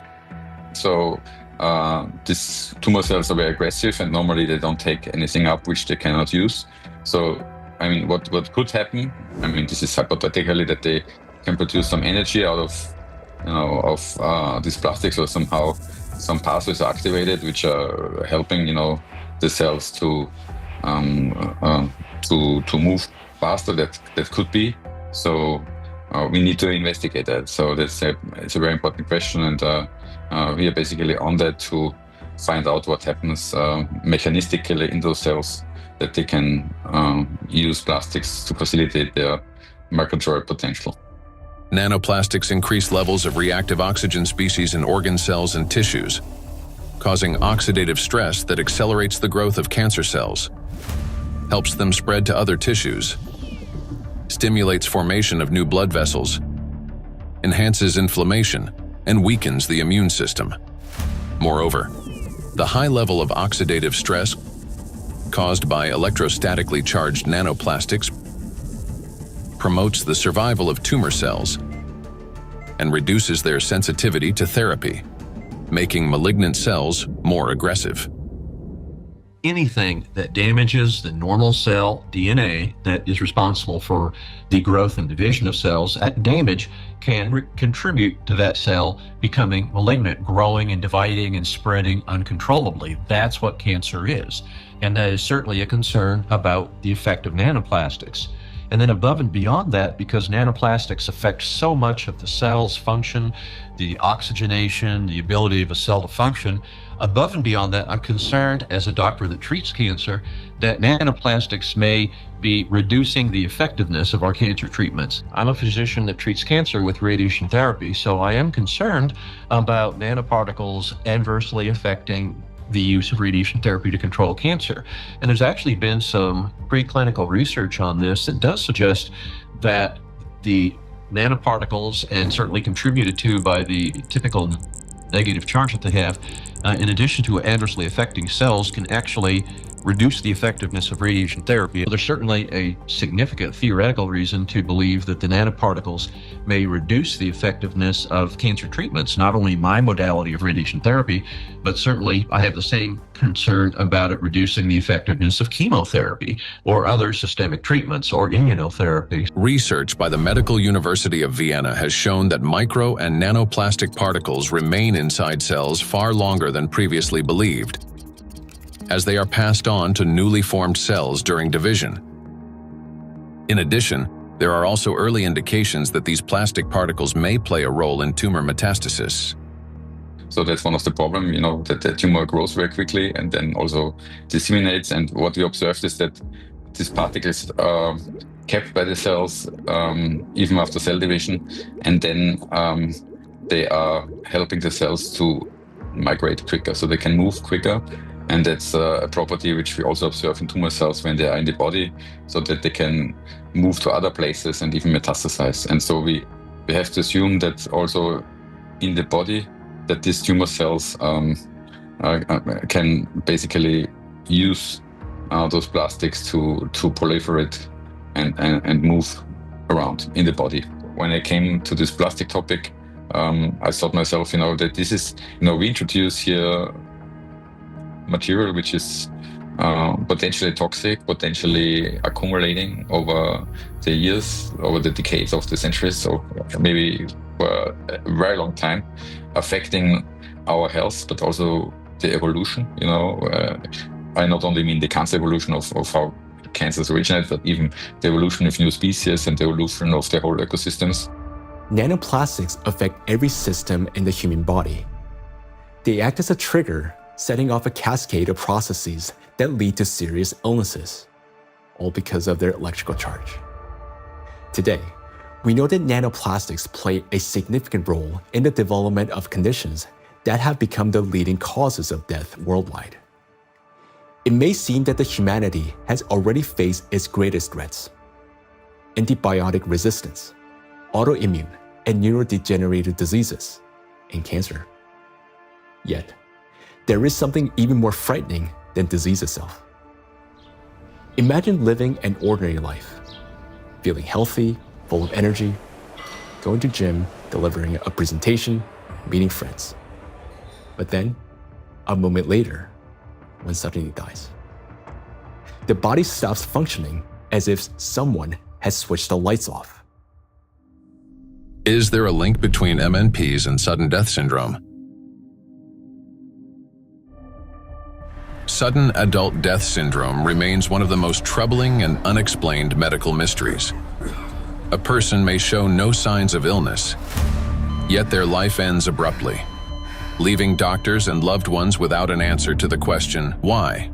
According to the World Health Organization, sudden arrhythmic death claims about 5 million lives worldwide every year. In Europe and the US, it accounts for up to 20% of adult deaths from cardiovascular disease. Traditionally, the main causes have been hidden heart conditions, coronary artery disease, arrhythmia, cardiomyopathy. But in recent years, researchers' attention has increasingly been drawn to a new risk factor: exposure to micro and nanoplastics. In order to understand how nanoplastics can trigger processes that can lead to sudden death, let's recall what they can do. As we know, the most destructive property of nanoplastic is the electrostatic charge on its surface, which allows these particles to interfere with the transmission of electrical impulses between cells and distort the signals that coordinate the function of organs and the body as a whole. And because this same electrostatic charge can also disrupt mitochondrial function in every cell, leading to energy deficiency, inflammation, and ultimately cell death, the greatest danger arises in the most energy-consuming organs, the brain and the heart, where such disruptions can trigger sudden death syndrome. Our brain controls breathing and heart function through precise electrical impulses. If nanoplastic blocks or distorts these signals, the heart can cease to beat or breathing can stop. And this breakdown is not sudden. It results from a gradual accumulation of disruptions. That is, the signals from the brain's cardiovascular center become increasingly distorted and unstable, step by step, impairing the transmission of electrical impulses within the heart muscle. While this initially appears as arrhythmias, the heart beating too fast, too slowly, or irregularly, these malfunctions worsens and eventually reach a critical threshold, at which point the rhythm collapses and the heart stops. To those nearby, it may seem instantaneous, but in reality, the failure has been long developing over time. A similar process affects breathing. Signals from the brain's respiratory center, under the influence of nanoplastics' electrostatic charge, become progressively more erratic. After the critical threshold is crossed and the brain's commands can no longer get through, breathing stops entirely. In other words, sudden death is the final outcome of a gradual dysregulation of the heart and breathing, a process that silently progresses until it crosses a point of no return. And while we go about our daily routines making plans for the future, nanoplastics continue to damage our bodies cell by cell, day after day. It is terrifying to realize how severely nanoplastics affect the human body. Even more disturbing is the fact that we cannot control our exposure to them. Nanoplastics enter our bodies constantly through the air we breathe, the water we drink, and the food we eat.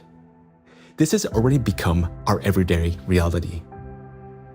Today, we know that nanoplastics can disrupt the control centers in our brains for breathing and heartbeat, causing arrhythmias, bronchospasm, and pulmonary edema, which can result in sudden death.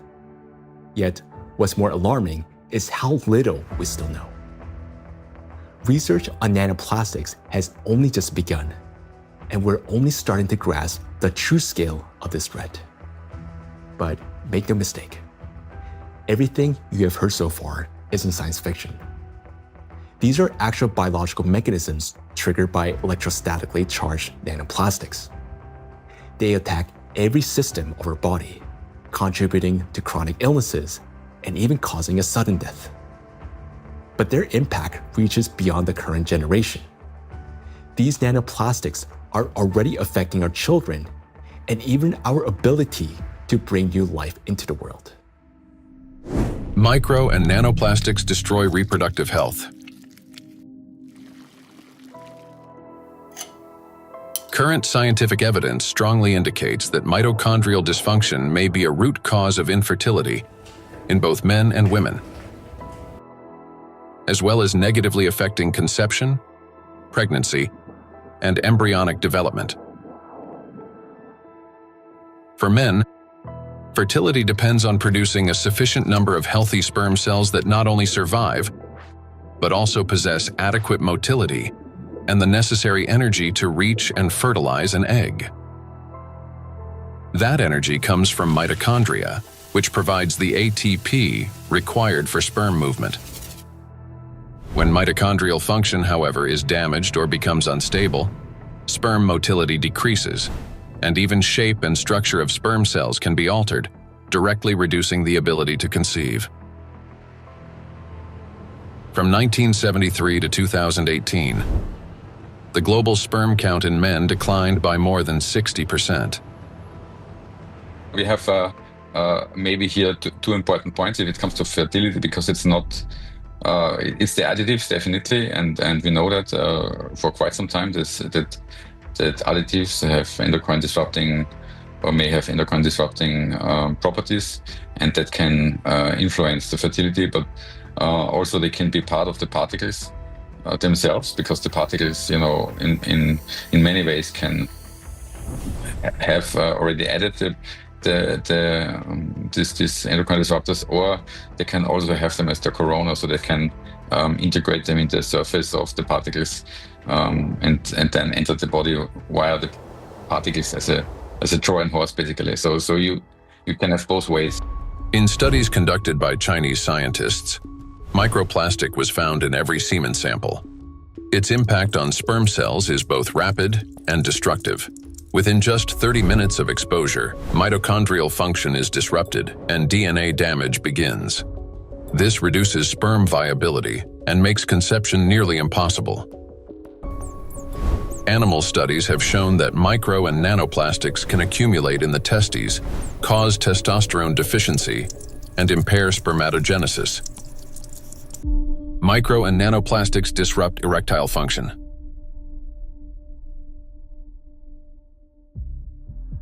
Insufficient testosterone production can lead to infertility, reduced libido, erectile dysfunction, and in adolescence, delayed sexual development. Producing testosterone requires large amounts of energy in the form of ATP. Even small amounts of electrostatically charged nanoplastic entering the mitochondria can disrupt their function and decrease ATP production. This, in turn, can lower testosterone levels by 60 to 70%. Such a drop impairs blood flow in the corpora cavernosa, the structures of the penis responsible for erection. As a result, this leads to erectile dysfunction and ultimately to impotence. In addition, electrostatically charged nanoplastic interferes with nerve impulse transmission, which means that even in a state of sexual arousal, an erection does not occur. This has been confirmed by research from Anhui Medical University in China. In animals with chronic microplastic intoxication, erectile function was impaired after just 1 month. Results of a national study in Japan showed that erectile function and sexual activity are declining among the younger generation. Every third man in Japan, which is about 14 million individuals, suffers from erectile dysfunction. Moreover, young Japanese men, particularly those aged 20 to 24, exhibited decreased sexual desire, weak erections, difficulty reaching orgasm, and low levels of sexual satisfaction. In fact, the prevalence of erectile dysfunction in the 20 to 24 age group was 26.6%, which is almost equal to the 27.8% observed in men aged 50 to 54. This alarming trend is not confined to Japan only. Global research confirms that symptoms of erectile dysfunction affect up to 75% of men worldwide, showing that this condition is widespread and can impact men of any age in any region. In 1995, more than 152 million men worldwide suffered from erectile dysfunction. According to scientists' estimates, within 30 years, this number will approximately double. So think about it. If just one signal fails, the movement will not occur, a thought will not form, and an emotion will not arise. The same is true even for the most intimate aspect of human life. Everything depends on the precise coordination between neural and vascular connections. And it is this delicate connection that charged nanoplastics disrupt. Erectile dysfunction is no longer a rare condition. It has become a widespread reality, with symptoms now observed in 75% of men worldwide. Imagine jumping with a parachute that has 75% chance of not opening. Would you take that leap? That's how most of men feel today. The situation with female fertility is no less alarming. A 2025 study revealed the presence of microplastic particles in the follicular fluid of ovaries in 14 out of 18 women, with an average of more than 2,000 particles per milliliter. These data indicate that micro and nanoplastic particles can cross the blood follicle barrier. After entering the ovaries, micro and nanoplastic particles affect the egg cell and disrupt key mechanisms essential to the health of the female reproductive system. One of the most critical of these mechanisms is mitochondrial function. Each egg cell contains between 100,000 and 600,000 mitochondria, and the energy they produce is vital at every stage, from egg cell formation and maturation to fertilization, and the subsequent growth and development of embryonic tissues. Mitochondrial dysfunction caused by exposure to nanoplastics can impair egg cell maturation, reduce the likelihood of successful fertilization, and even lead to developmental arrest of the embryo. Accumulation of nanoplastics in reproductive organs can be one of the main causes of infertility. According to the World Health Organization, today, about 17.5% of adults, that is, about 1 in 6 people in the world, face infertility. Given the global spread of plastic pollution, Professor of Environmental Medicine and Reproductive Health, Dr. Shanna Swan predicts that by 2045, the world's population may become completely infertile. Micro and nanoplastics affect the emergence of life. During pregnancy, a woman's body creates ideal conditions for the growth and protection of the fetus. However, even the placenta, the body's primary barrier between mother and child, cannot stop plastic nanoparticles from crossing through. A research team led by Antonio Ragusa made a landmark discovery when they detected microplastic particles in the human placenta for the first time. Their findings showed that plastic can penetrate a place where no artificial material had ever been found before, the very environment where new life begins. I was in a wonderful place in Italy, in Sardinia, a place called Piscinas, in Sulcis, in the southwest of Sardinia, where the old mining areas are. It's a very remote, beautiful spot where there's nothing around for 6 or 7 kilometers. While I was walking, I suddenly saw these bright, colorful, sparkling things on the beach. I asked my wife, "What is this?" She looked at me a little puzzled and said, "Well, it's plastic." I said, "Plastic? How could plastic get here when there's nothing for 7 or 8 kilometers in any direction?"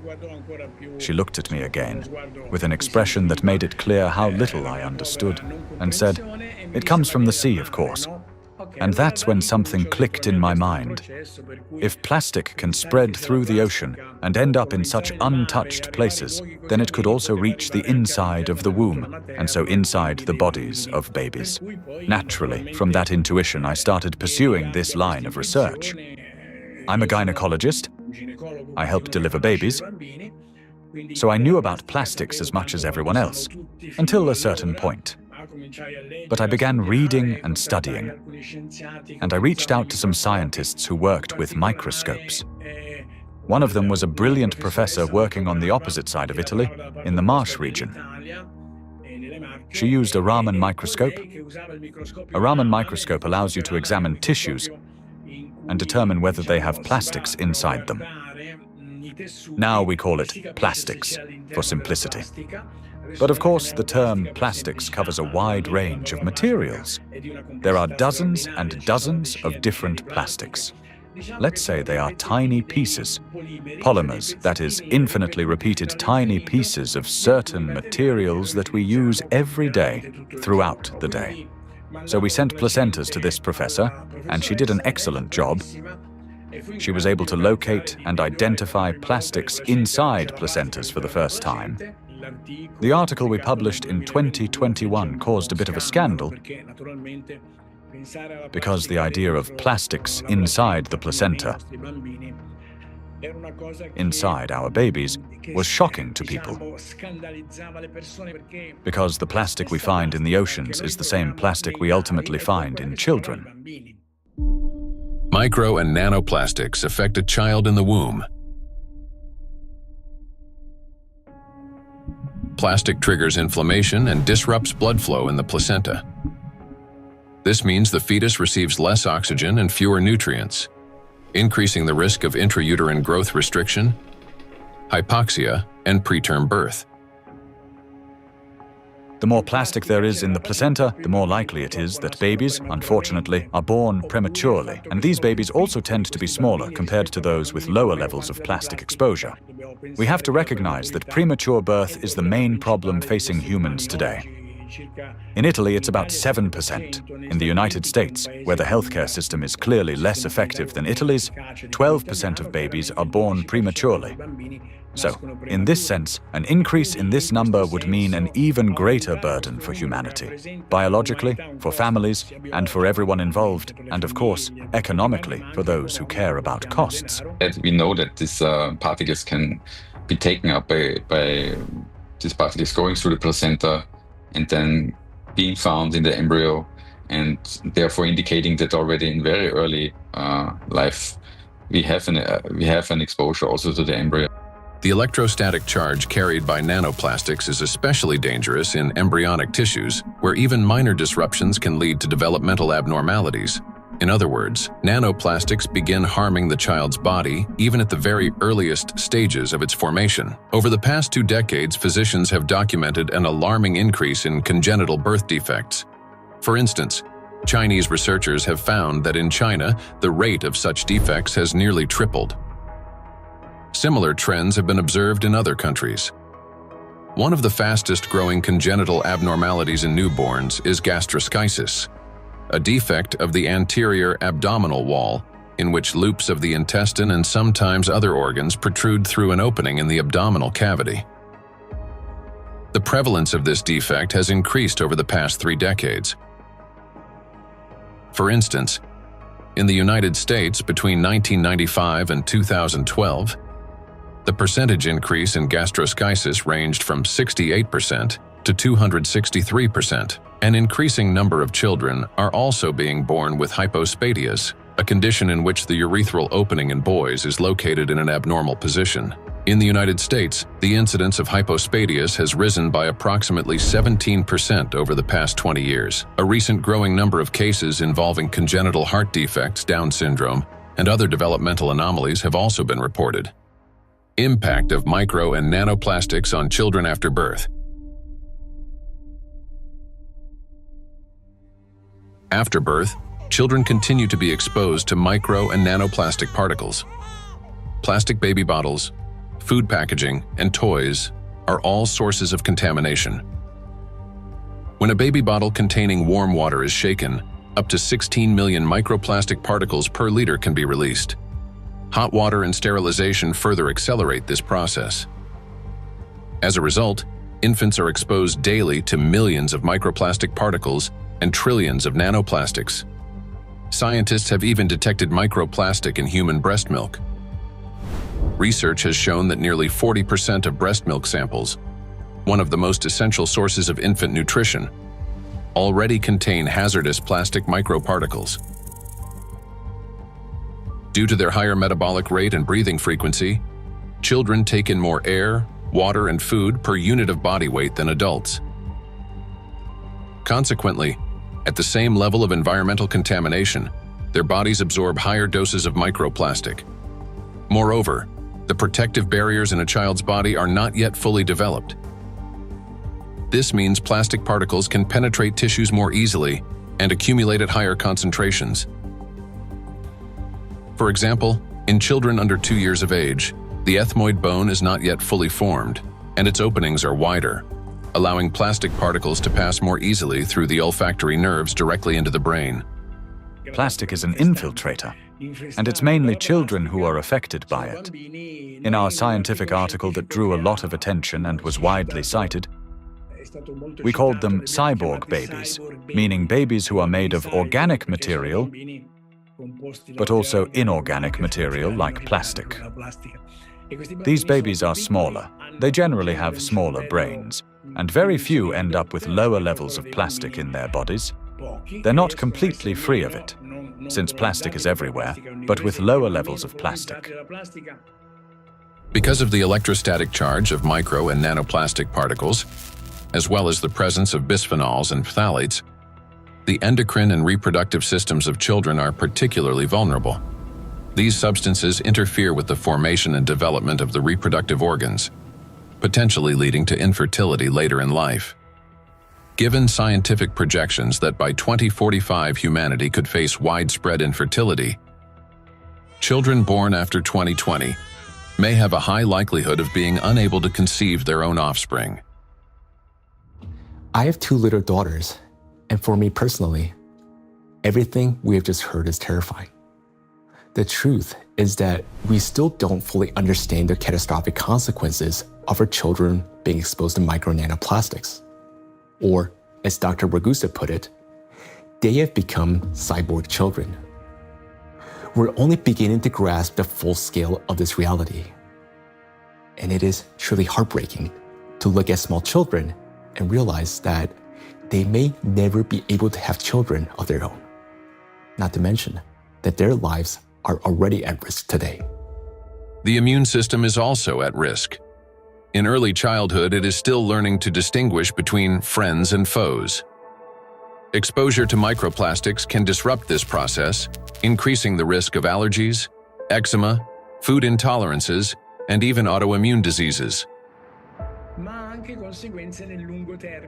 But it also has long-term consequences by which cell programming determines diseases that will then manifest themselves when a person reaches adulthood. That is, at 40 or 50 years of age. And these are diseases that are currently overwhelming, if not outright damaging, our world. They're the so-called non-communicable diseases: obesity, hypertension, diabetes, and metabolic syndrome. A child's brain is especially vulnerable in the first years of life, a critical period of rapid nervous system development when neurons are formed and complex neural connections are established. However, electrostatically charged nanoplastic can interfere with these delicate processes by inducing inflammation, damaging immature nerve cells, and impeding their development. As a result, memory, attention, and learning abilities may be impaired, and emotional instability can arise. Over time, this may manifest as anxiety, learning difficulties, and episodes of aggression. In addition, studies indicate a potential link between exposure to micro and nanoplastic and the development of autism spectrum disorders. Given the breadth of damage that electrostatically charged micro and nanoplastics can inflict on the human body, the scientific community may need to examine their possible role in the rapid rise of autism more closely. For me as a father, it is heartbreaking to realize how truly defenseless our children are. Micro and nanoplastics start affecting them from the very moment of conception, persist throughout fetal development, and continue their impact after birth.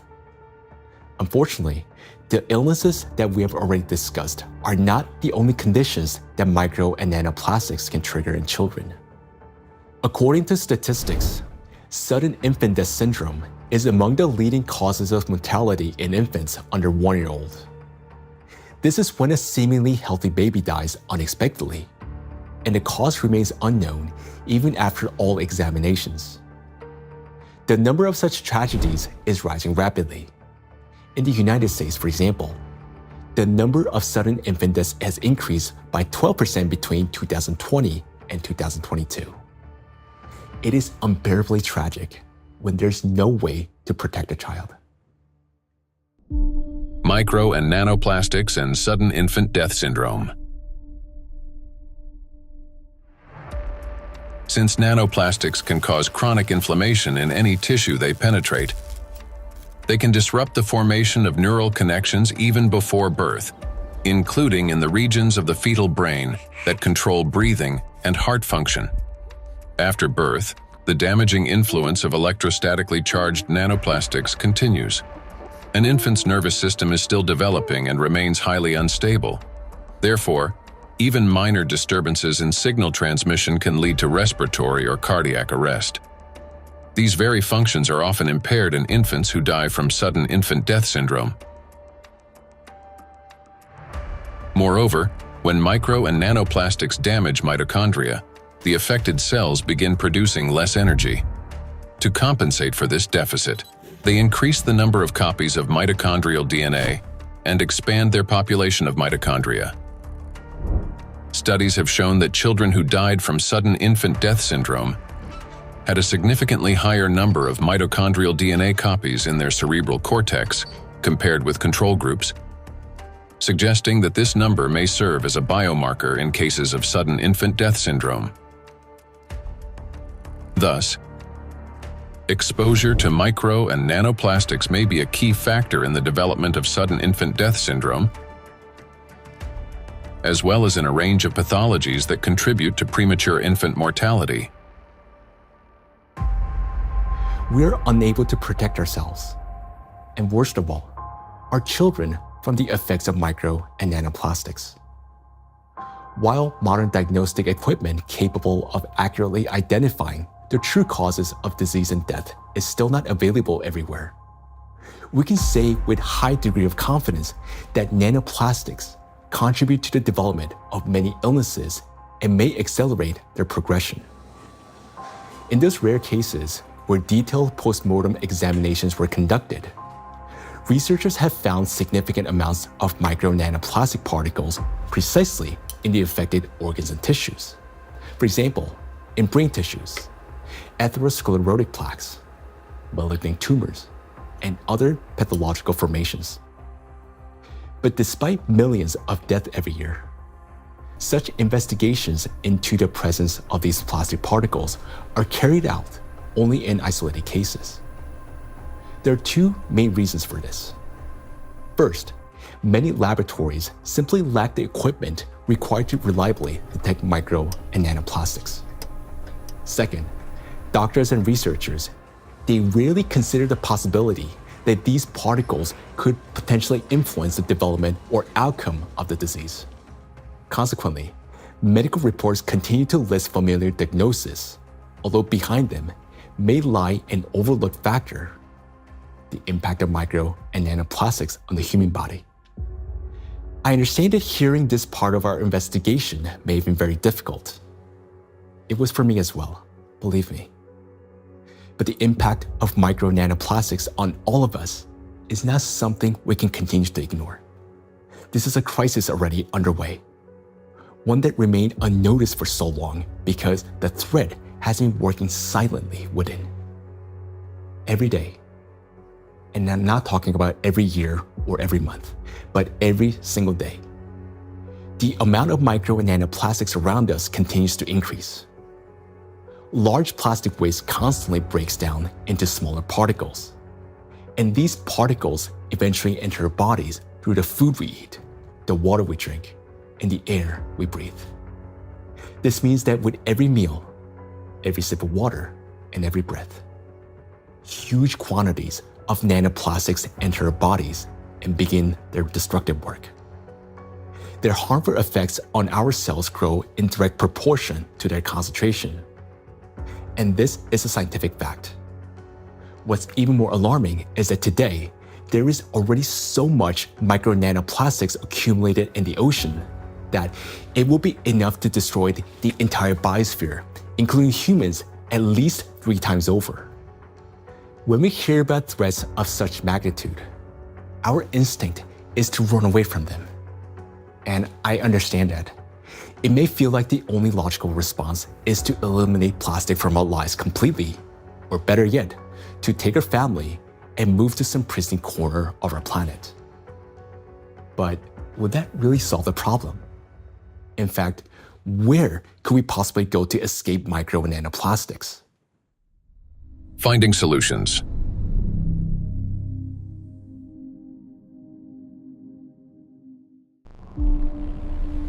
Exclusion zones. One of the essential things is the environment we live in, and plastic is one of the most important factors shaping it. Micro and nanoplastics have now infiltrated every corner of the planet, yet their distribution is far from uniform. Some regions accumulate especially high concentrations of plastic particles, and nowhere is this more pronounced than in the oceans. Each year, roughly 11 million tons of plastic waste enter the ocean. The equivalent of an Eiffel Tower made entirely of plastic plunging into the sea every 8 hours, or about 1,100 such towers annually. Initially, these towers consist of bottles, bags, fishing nets, and other plastic garbage. Over time, under the influence of sunlight, waves, and weathering, they fragment into billions of invisible killers, micro and nanoplastic particles. According to research, about 95% of small debris less than 5 millimeters in size is composed of plastics. The surface of the world's oceans is already covered with more than 350 trillion particles of microplastics, and the number continues to grow rapidly. However, the ocean depths hold countless trillions more, forming an invisible yet enormous area of contamination. And yet, that's not all. The sea breeze has become toxic. When waves break at the ocean surface, they generate countless bubbles. As these bubbles burst, they release not only salt crystals into the air, but also microscopic plastic particles. Carried by the wind, micro and nanoplastics scatter across the planet. The stronger the wind and the higher the sea foam, especially during storms, the more particles lifted into the atmosphere. Though invisible to the naked eye, the air around us is literally saturated with them.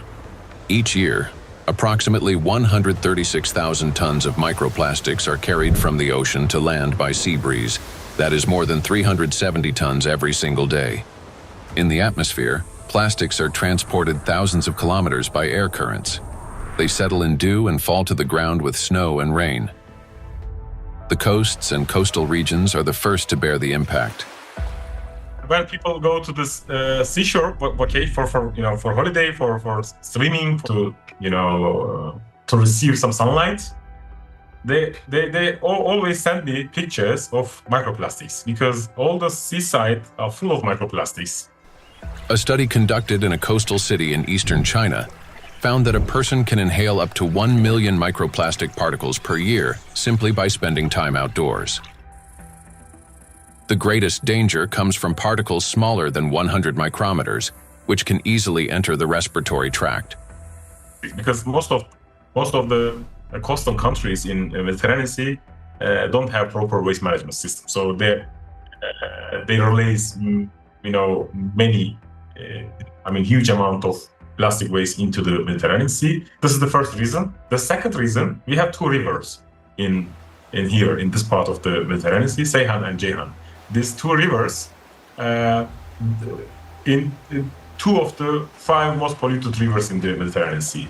Recycling actually makes those 2 rivers most polluted rivers in the Mediterranean Sea. They carry more than 5,000 tons of plastic waste into Mediterranean Sea every year.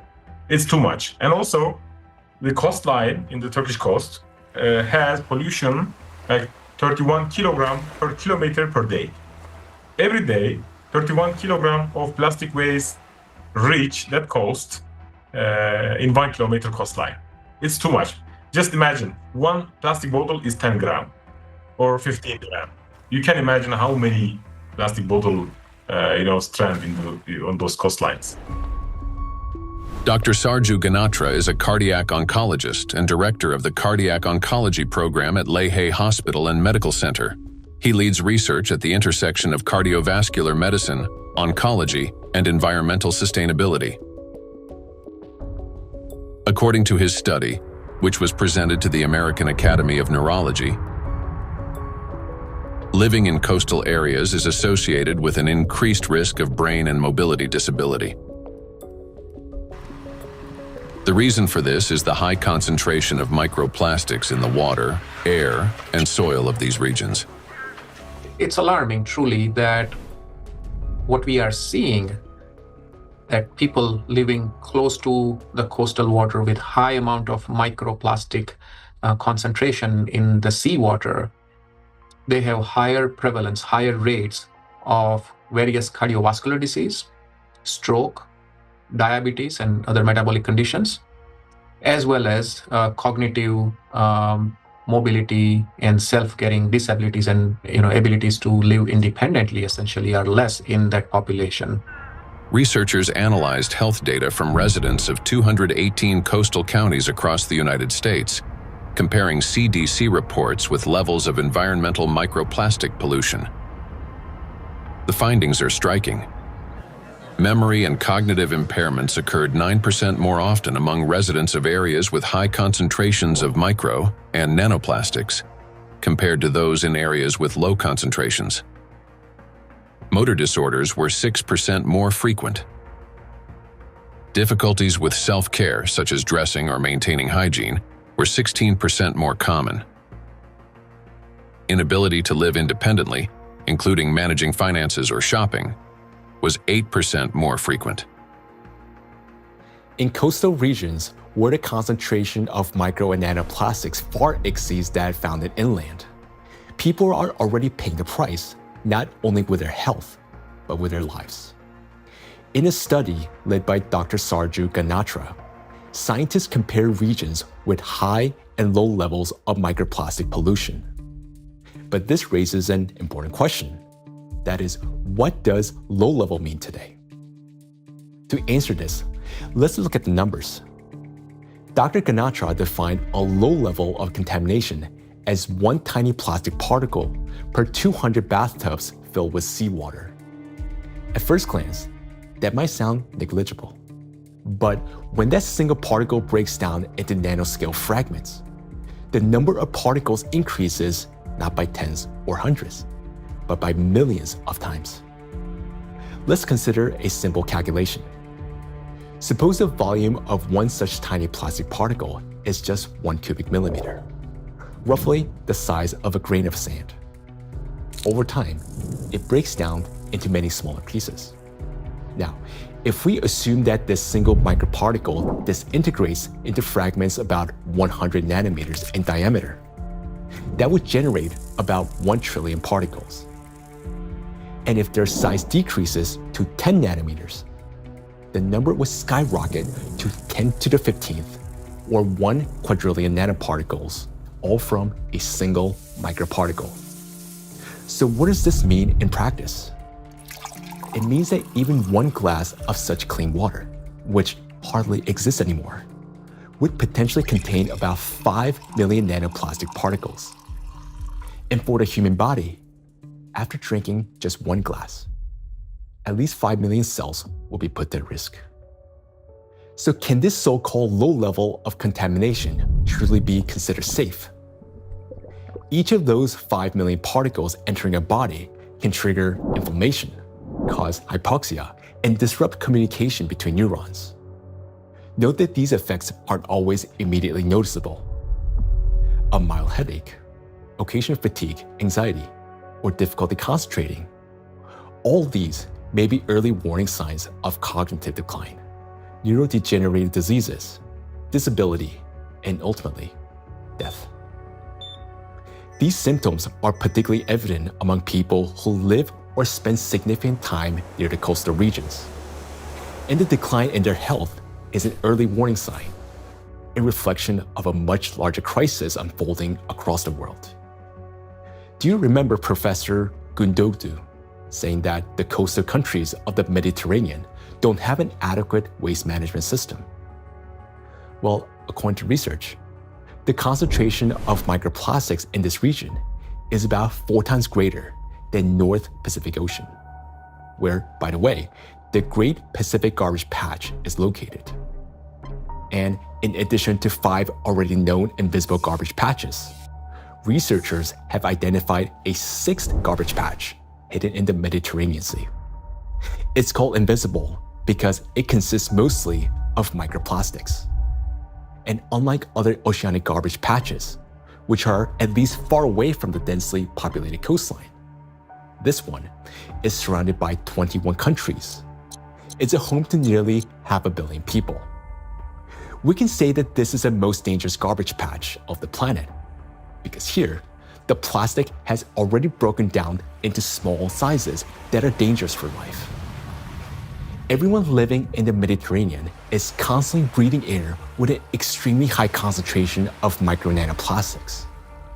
This is an extremely dangerous zone that should have been long ago been designated as an exclusion zone.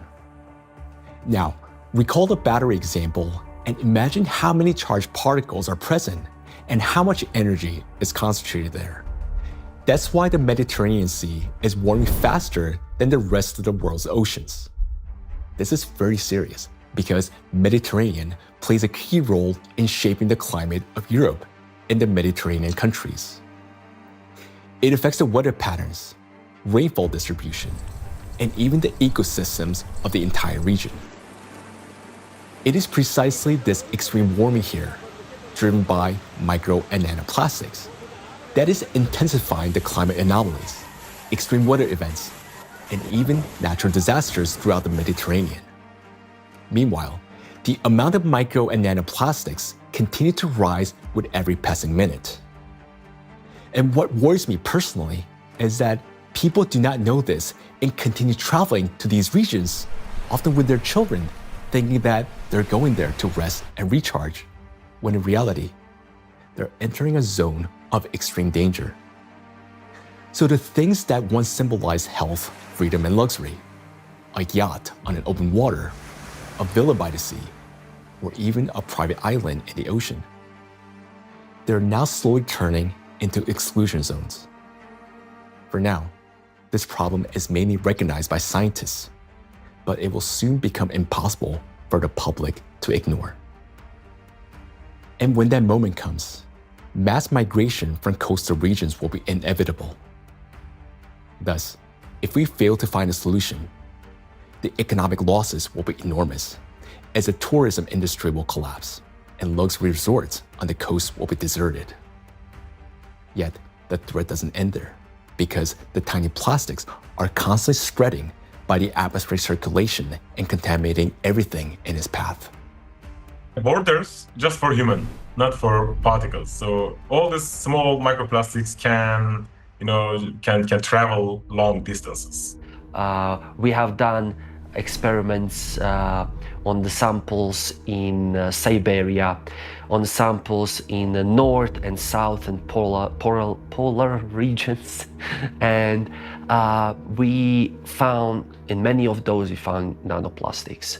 So most of the areas that are considered pristine are at least episodically polluted by nanoplastics via air.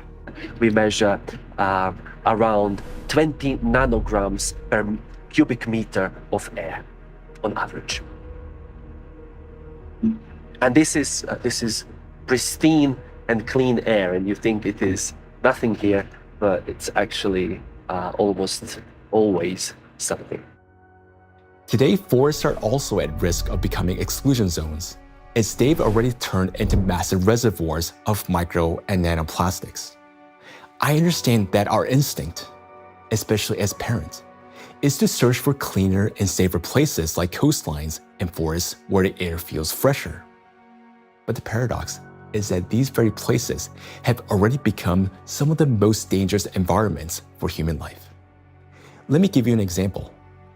In a large city, An adult may inhale up to 106,000 microplastic particles during a 2-hour walk.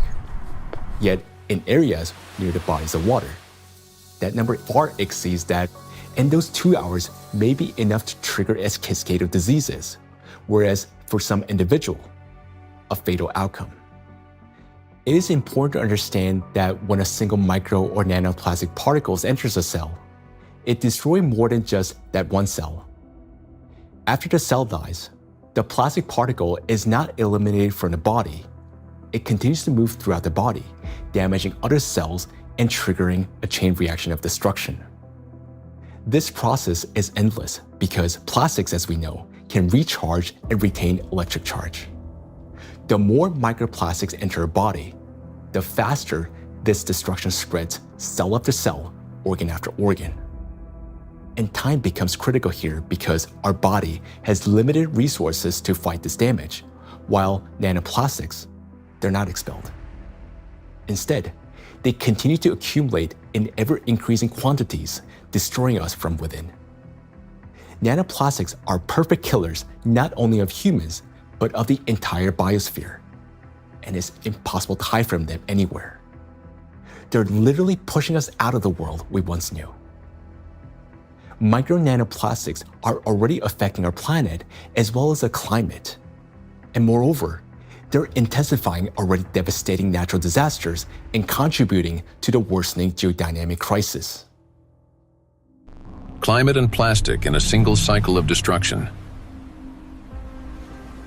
The world ocean is the largest system of our planet. It regulates climate and serves as the main source of oxygen.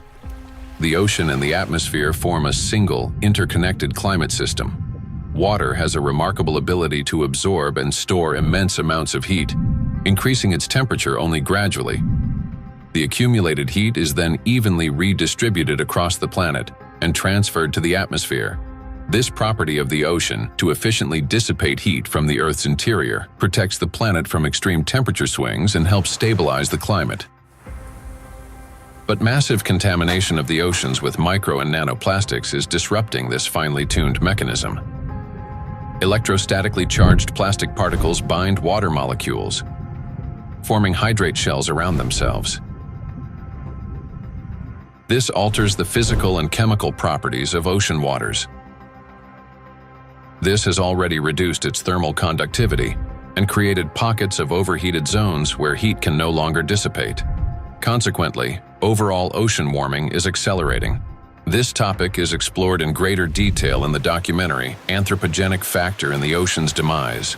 Excessive ocean heating, in turn, increases evaporation and disrupts atmospheric circulation.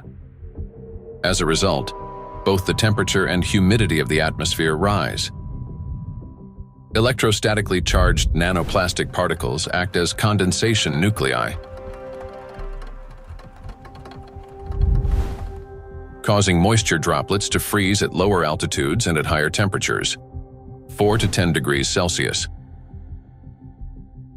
This accelerates cloud formation and contributes to abnormal weather events, large hail, extreme downpours, and disruptions of the hydrological cycle. Charged plastic particles are already influencing weather formation, affecting flight safety, cloud development, and even where and how the precipitation occurs. In other words, microplastic has already become a driver of climate instability. We know what particles doing in the air, they produce clouds. If we have a particle in the air, the water vapor sits on these particles and forming clouds. So therefore, we want to understand how much nanoparticles influence the formation of clouds. And therefore, of course, in the alpine region, it can trigger the cloud formation and so also thunderstorm or extreme weather events. When you have a big storm event, many micro and nanoplastics get released from the environment when they have been trapped in the soil, in the riverbeds, on their surfaces and things like that, and get mobilized in the air. So you then after storm you have even more pollution. This process sustains itself, creating a feedback loop. ocean warming increases water evaporation. Even more nanoplastic rises into the air with the vapor, and even more energy accumulates in the atmosphere, further heating the ocean. According to data, every degree of warming increases air humidity by 7% and lightning frequency by at least 12%. Thus, more heat, more moisture, more plastic in the air, more lightning, and the cycle continues endlessly. Observed trends indicate that this energy buildup is accelerating exponentially. And with each passing year, climate anomalies are becoming more distinct and more destructive. We are seeing the hottest summer in Europe after having a record-breaking summer last year. Similarly, here in the northeast of US, we are seeing record-breaking temperature. Every year for last 2-3 years, we are saying, oh, this is the hottest day. And then the next year comes and there is a new hottest day. The nighttime temperature in Southeast Asia is not dipping at all in many places and kind of trapping the heat. So our body is not getting even that relief at nighttime. There is increase in air pollution. There is increase in all sorts of chemical pollution. And so if you think about this holistically, it's a huge impact on the planetary health. And I think this is a reminder that we are part of the planetary system. We belong to it. We are not separate from it. And until we think holistically, I think, we'll define one issue, we'll define one threshold, we'll continue to go after that, maybe even solve it scientifically. But until we think holistically and act holistically as a community, as a society, I think we are in trouble.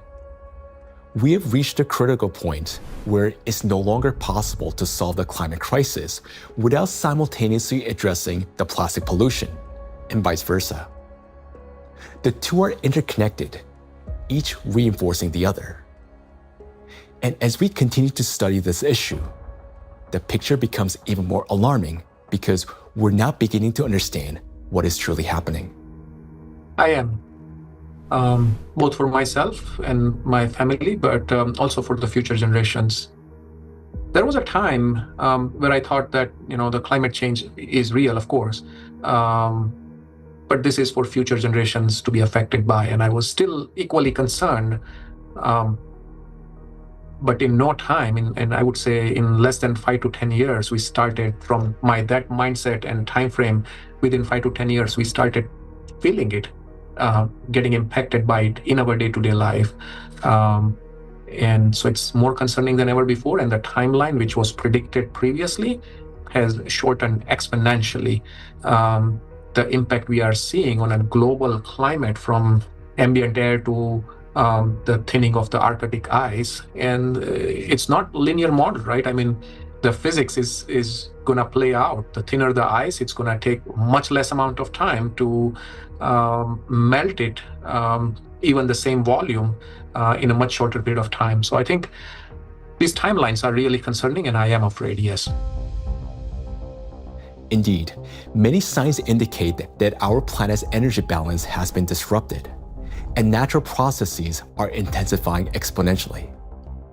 Consequently, we may have less and less time to respond, and nanoplastics are playing a key role in this acceleration. In the past, excess heat from the Earth's interior was removed gradually, step by step, yet effectively. It was first partially absorbed by the oceans, and then transferred into the atmosphere, and then finally released into the space. This sequential process prevented excess energy from accumulating within the Earth's interior or the atmosphere, allowing the planet to cool and reduce the thermal load on the inner layers. But today, this natural mechanism has been disrupted. Nanoplastics no longer merely affect the climate, but they also exacerbate the geodynamic crisis and intensify natural disasters by obstructing the release of heat from our planet's interior. The role of micro nanoplastics in this process is described in detail in the report on the progression of climate catastrophes on Earth and their catastrophic consequences. So our entire planet is contaminated with micro and nanoplastics, and we have nowhere to escape to. These particles are in us, in our children, disrupting and destroying more and more cells in our bodies. This is why confronting plastic pollution is no longer optional. It is essential for our survival. The first and most obvious step may appear to be eliminating the use of plastic and recycling the waste that has already accumulated. But we must ask ourselves, will that truly be enough? The illusion of addressing plastic pollution. Even if we were to stop plastic production today, even if the last plastic bottle we discard today, it's going to last there in our oceans for at least 400 plus years. And then the journey of micro nanoplastic begins. And so we have a poster in our cafeteria where we say that, you may not see your grandkids or great-great-great-grandkids, but I will, saying the plastic bottle. And I think that's true. If we look at the scale of plastic pollution in the oceans, it becomes clear that a complete cleanup can take millennia. Today, the world ocean contains about 200 million tons of plastic waste. Meanwhile, every year, around 20,000 tons are extracted. That's less than 1/100th of 1%, a negligible fraction compared to the existing volume. At this rate, fully cleaning the ocean would take about 10,000 years. And that's only if we stopped all plastic entering the ocean starting today. Plastics are entering the environment currently at a rate that far exceeds our capacity to remove it from the environment or to mediate the wastes. Let's assume humanity achieves a technological breakthrough, invests enormous resources, and increases cleanup efficiency 5-fold. Even then, the process would still take around 2,000 years. In reality, we cannot cope even with the current annual influx of pollution, let alone eliminate the consequences of what has been accumulating for decades. Not only are we unable to remove all the plastic that has built up in the biosphere, but attempting to do so could also endanger living organisms. There are some initiatives, they are trying to collect the waste, accumulate that garbage patches, that locations. They're also collecting nullstone, the organisms living just the 15 centimeter of the first layer of top ocean. So those organisms, using that, those artificial material as a, hunting ground, nesting ground, feeding ground, or, they are laying egg on those plastics. So when you remove all these plastics, you also remove all those organisms. So because removal itself also another problem. So once plastics get in the environment, there is no proper and harmless way of removing these plastics from those environments. Moreover, a significant portion of plastics has already broken down into micro and nanoparticles that now lie on the seabed, drift through the water column, have entered the bodies of marine organisms, and become part of the global cycle of matter. These particles cannot be captured with nets or collected manually. This means that simple mechanical removal of plastics from the environment, even under the most optimistic scenario, will not solve the problem. We are no longer dealing with debris that can simply be picked up, but with nanoparticles carrying an electrostatic charge.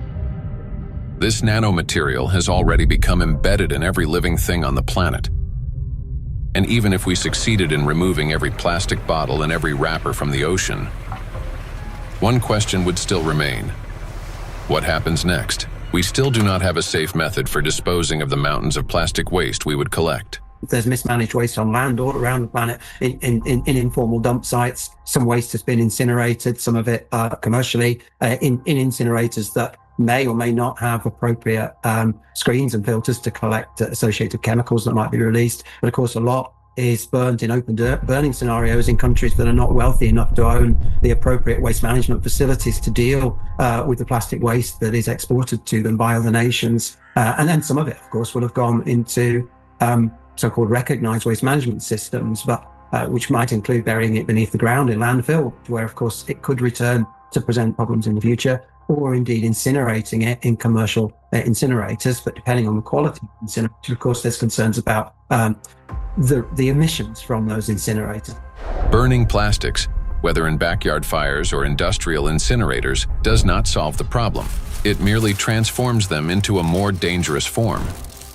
When heated or burned, large plastic items break down into micro and nanoplastics that disperse into the air, settle onto surfaces, and enter water and soil with precipitation. The apparent disappearance of plastic in flames is an illusion.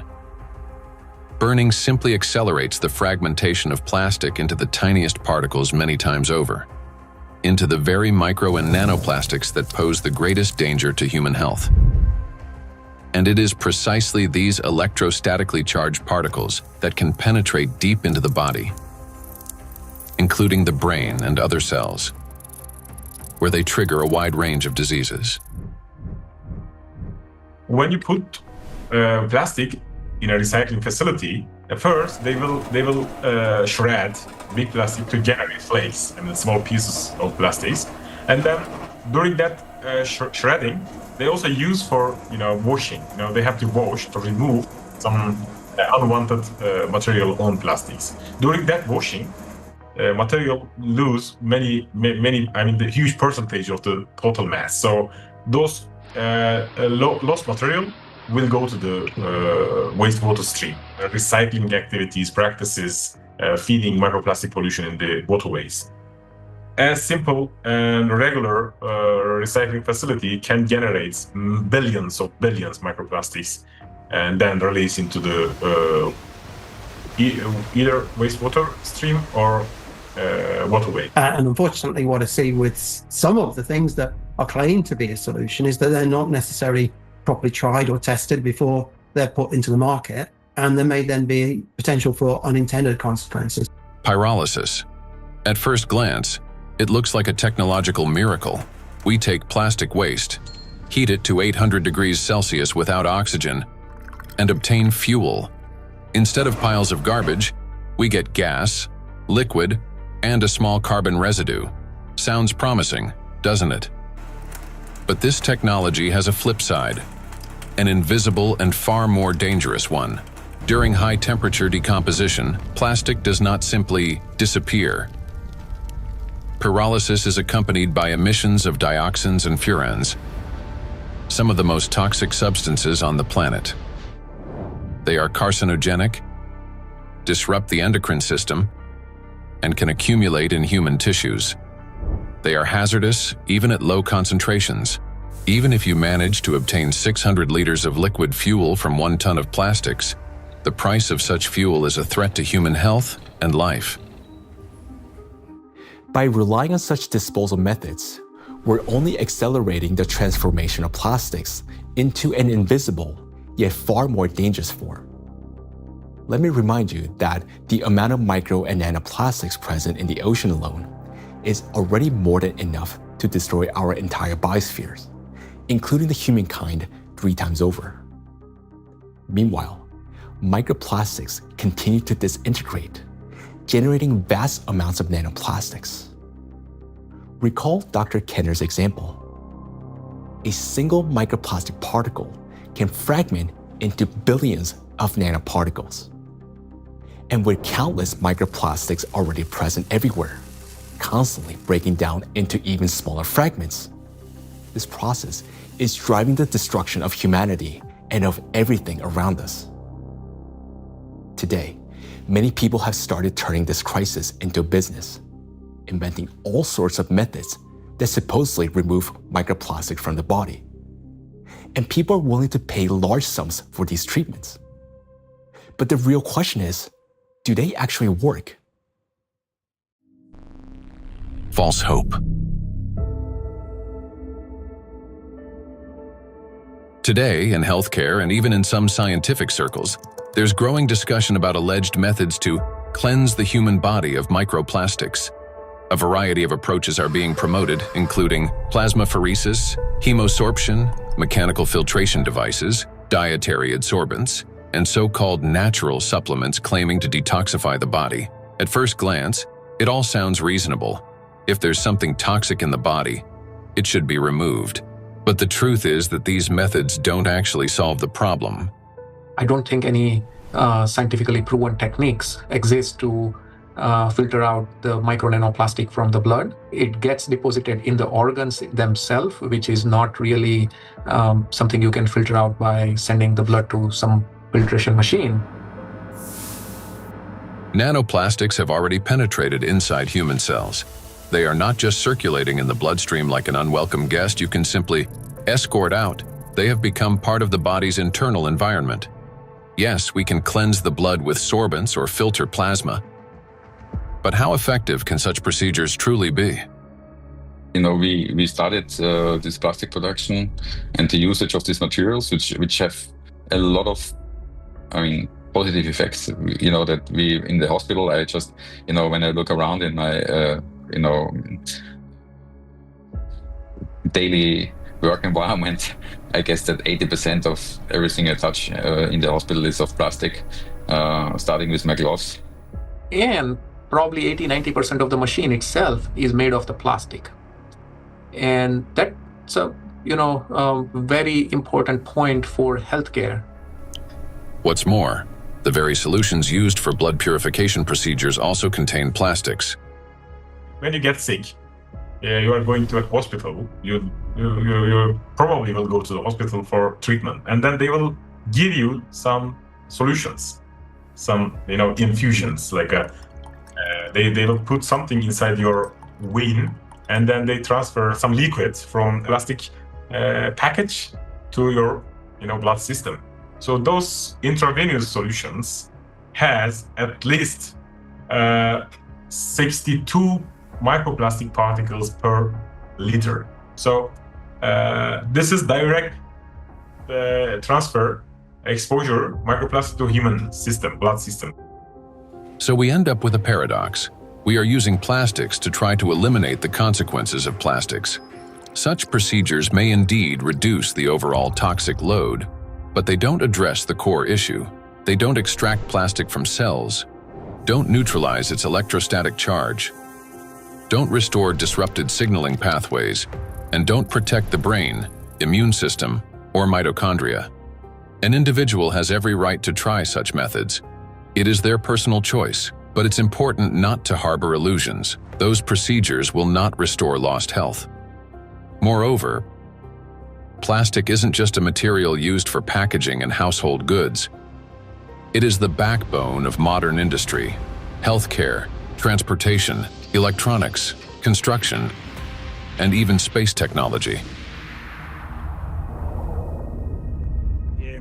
It's the second most common material on Earth after concrete, so it's extremely widespread.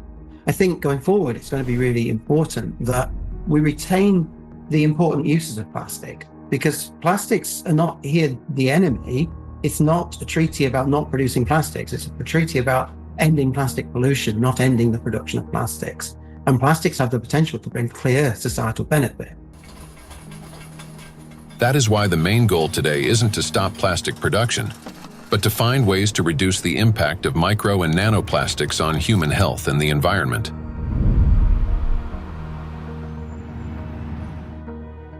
Creating false hope is extremely dangerous. It arises from a misunderstanding of reality and from basic ignorance. We must remember that the most dangerous plastic particles are those small enough to penetrate our cells. And once micro and nanoplastics enter our cells, they cannot be filtered out or removed. They become part of the body and slowly destroy us from within. The most serious problem is that we have no control over how much of this material enters us.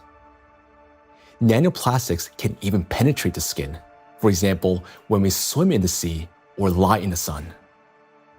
And what can we do about nanoplastics that, once inhaled, travel directly to the brain and begin destroying neurons?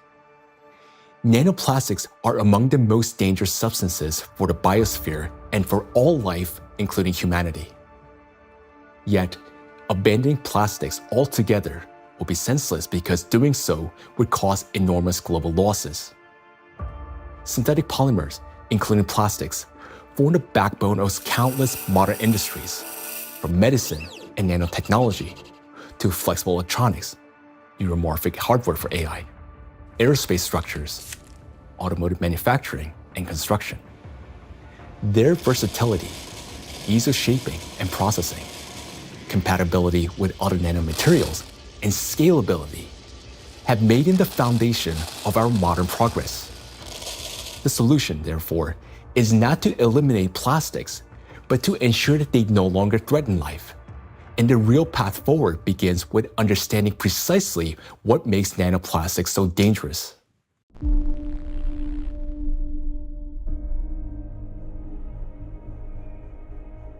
Now, we already know that electrostatic charge is the basis for their destructive power. It is this charge that allows plastic particles to cling to membranes, cross biological barriers, including the brain, bind to proteins, and interfere with genetic processes. The charge transforms plastic from something inert into a tiny, yet powerful destructive force within the biosphere and humankind. Understanding this, the scientific group of ALLATRA was the first to propose a strategic direction, that is, to deprive nanoplastics of their ability to accumulate and retain electric charge. Note that countless nanoparticles exist around us, yet most do not penetrate or destroy our cells. Only plastics do because of their electret-like behavior. Thus, if we can eliminate this property, then we can turn micro-nanoplastics into inert and harmless particles that no longer pose danger to us or to the biosphere. Now, how did the scientific group of ALLATRA come to understand this and become the first to propose a solution? The answer goes back many years and to the work of Dr. Igor Danilov, a vertebrologist and researcher who spent many years studying spinal diseases. Over 20 years ago, he was actively engaged in scientific research focused on investigating degenerative processes in intervertebral discs. His work included a comprehensive experimental and clinical study to understand morphological and biochemical changes occurring in the nucleus pulposus, intercellular substance, and cartilaginous tissue of intervertebral discs. While studying cellular processes, Dr. Danilov focused on immune regulation and pathological reactions that could trigger cell degeneration. He noted that mitochondrial dysfunction was one of the main drivers of these changes, and this insight became the starting point for investigating what might be disrupting cellular function. Dr. Danilov frequently visited specialized laboratories, and in the course of detailed analyses, he found foreign particles inside the cells, which he later identified as plastic. This discovery became a key moment in his research, as he began to analyze possible mechanisms by which plastics affect cells. Through his investigations, Igor Danilov determined that the negative impact of tiny plastic particles on cells stems precisely due to the damage they cause to mitochondria. This conclusion was based on observations that cells containing these tiny plastic particles showed clear signs of mitochondrial dysfunction, which in turn exacerbated degenerative processes. Here, Igor Danilov suggested that the ability of plastic particles to penetrate cells may be due to their electret-like behavior. That is, the ability to accumulate and retain electrostatic charge, which allows them to form a biological shell around themselves. This property enables the plastic particles to enter cells easily, avoid detection by the immune system, cross protective biological barriers, including the blood-brain barrier, disrupt normal cell function, and provoke degeneration and cell death. On this basis, Igor Danilov proposed that to neutralize these tiny plastic particles, we must deprive them of their ability to accumulate and retain charge. He shared his findings and projections about the harmful effects of tiny plastic particles with his colleagues from various medical fields, including surgeons, oncologists, cytologists, pathologists, and geneticists, as well as with biologists and chemists. Soon after, these specialists confirmed his alarming observation that these plastic particles do accumulate in critical organs in the body, such as the brain, heart, intestines, endocrine, and reproductive organs, where their presence can disrupt organ function and destroy our health. Igor Danilov's predictions were deeply concerning, especially in light of global trends, the rising production of plastics and the growing accumulation of plastic waste in oceans and ecosystems. Thus, more than 20 years ago, the scientific group of ALLATRA realized that micro and nanoplastics pose a serious threat not only to humans, but the entire biosphere. And each year, the number of these particles continues to grow, worsening the situation amid accelerating climate and geodynamic changes on the planet. The implications are far-reaching. If we can eliminate the charge from micro nanoplastics, we will not only eliminate their destructive impact on human health, but also remove the excess energy accumulating in the biosphere, the energy that currently fuels the geodynamic crisis and intensifies natural disasters. Thus, plastic would no longer act as a destabilizing factor, and many planetary threats could be mitigated at once if we can find a way to deprive nanoplastic of their ability to accumulate and retain charge. The question is, how can we achieve this? Well, let's be honest. This task is extremely difficult. It will not be enough to simply figure out how to neutralize the electrolyte behavior of these tiny plastics in a test tube. We must learn how to achieve this for every micro and nanoplastic particles already present in the biosphere, including those inside the human body, and do so without harming people or nature. Given the unprecedented scale of this challenge, solving it will require collaboration among experts across many disciplines: biophysics, nanotechnology, molecular toxicology, material science, and medicine. Plastic pollution is not a narrow environmental issue. It's a systemic global challenge that affects health, safety, natural resources, the stability of our civilization, and life itself. 20 years ago, the scientific group of ALLATRA already recognized the danger of micro and nanoplastics and identified the underlying principle of how they could be neutralized. But to this day, we haven't found a way to achieve it. That is why ALLATRA calls for unification of the world's scientific potential, a message that is unfortunately often misunderstood. Uniting scientists doesn't mean locking them all in one giant laboratory until they find a solution. Rather, it means fostering open international collaboration where experts from different fields freely share knowledge and work together toward a common goal. It's about aligning research methods, promoting open data exchange, developing compatible monitoring tools, and making coordinated policy decisions. The scientific community has already proven that such collaboration is possible when humanity unites around a common goal. Consider the Human Genome Project. Hundreds of institutions across dozens of countries, operating under unified data standards, achieved a breakthrough that transformed the course of science and medicine. In the same way, addressing the plastic crisis will require global cooperation, a collective effort to protect both ourselves and our planet. The ALLATRA International Public Movement actively supports the initiative of Pope Francis, Laudato Si, which seeks to raise the awareness of the importance of protecting our common home, the planet Earth. It is very important to emphasize that Laudato Si is far more than just a call to care for nature.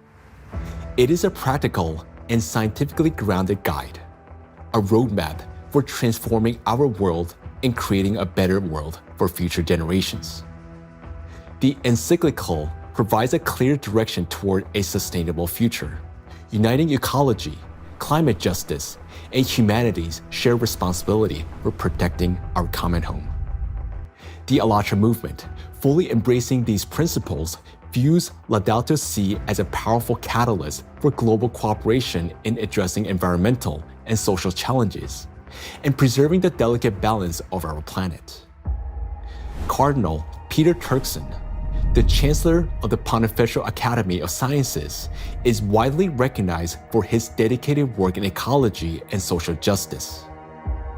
Thanks to his educational efforts and tireless advocacy, the encyclical is widely disseminated worldwide as a practical guide for safeguarding our planet.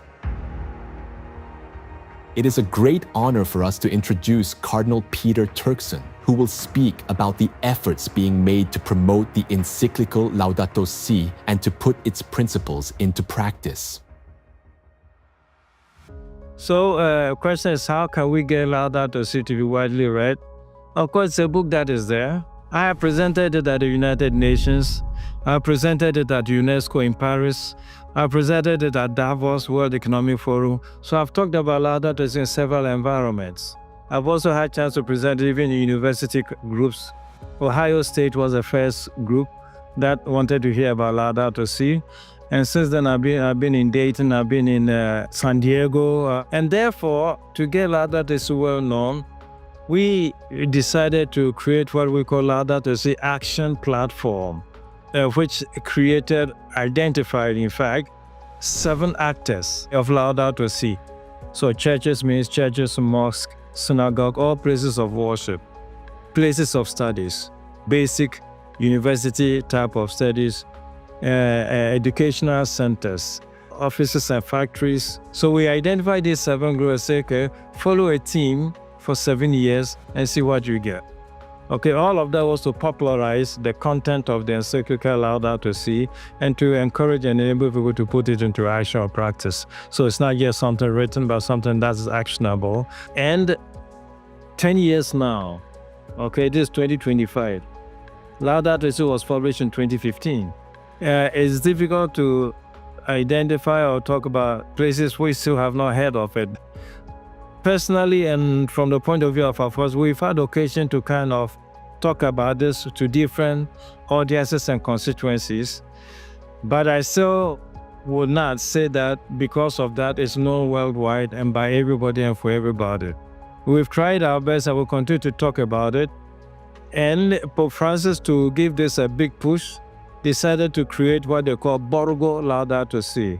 Over here in Rome, another initiative to get it known has been the development of what they call Laudato Si Diploma. There are various initiatives trying to do this. And the moment we get this established in universities, it attracts a lot of young people. And so, it becomes an occasion to spread knowledge of Laudato Si words. For its scientific and social contribution to the protection of our planet, ALLATRA received the blessing of His Holiness, Pope Francis. This spiritual encouragement to continue working toward the preservation of our planet greatly inspired the participants of ALLATRA and motivate them to pursue a deeper research into the problem of nanoplastics, a growing threat to all humanity and its future. This effort resulted in the publication of the scientific report, Nanoplastic in the Biosphere, for molecular impact to planetary crisis.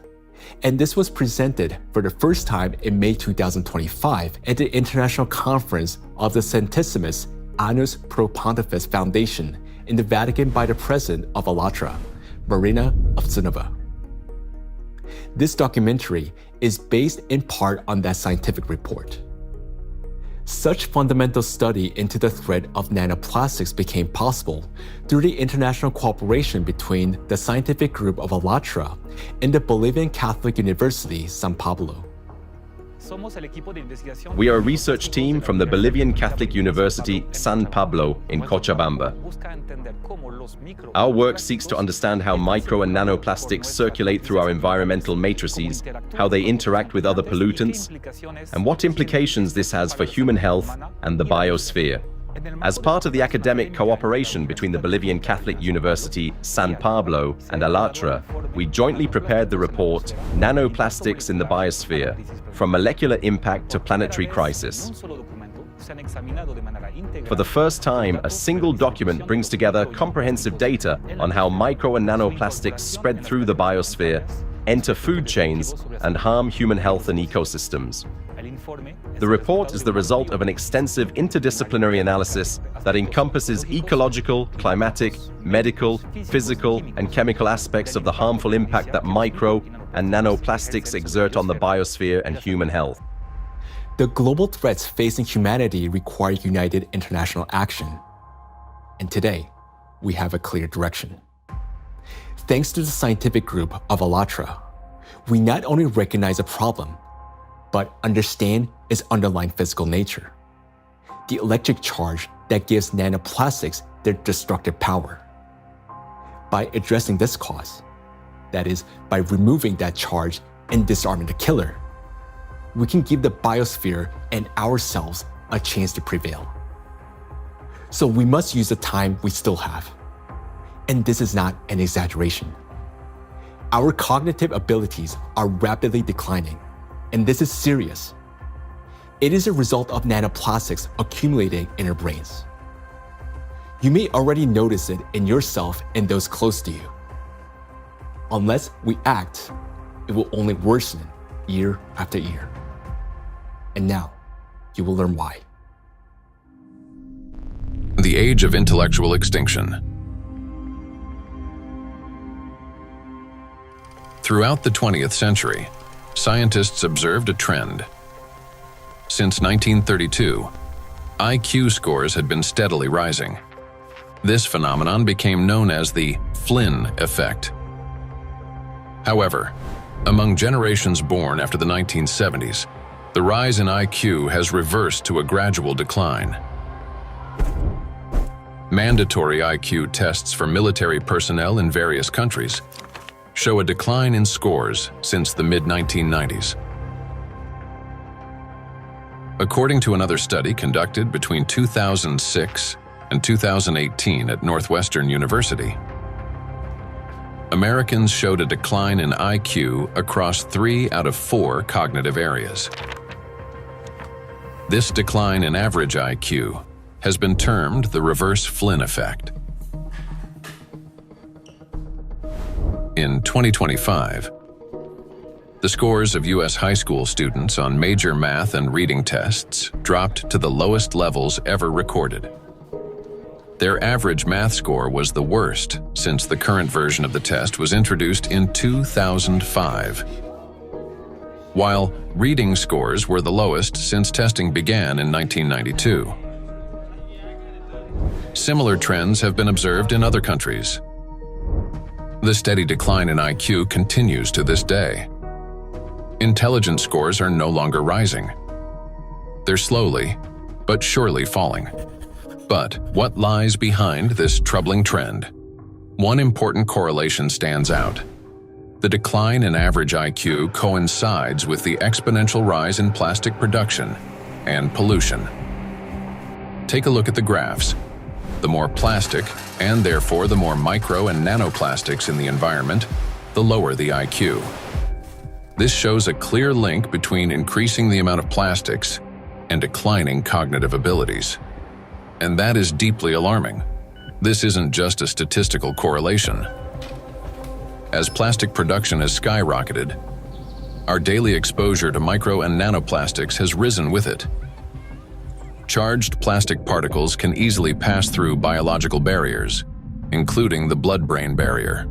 Once inside the brain, nanoplastic particles accumulate not only in neurons, but also in glial cells, the very cells that nourish and protect neurons and help form neural connections. There are many more glial cells in the brain than neurons themselves. Electrostatically charged nanoplastic disrupts the function of glial cells, triggering inflammation and chronic stress, setting off a continuous cycle of destruction inside the brain itself. For the brain, chronic stress and inflammation are like a computer running on a critically low battery. When the battery is nearly drained but dozens of programs are still running, the system automatically switches to power-saving mode, shutting down energy-intensive applications to avoid overheating or freezing.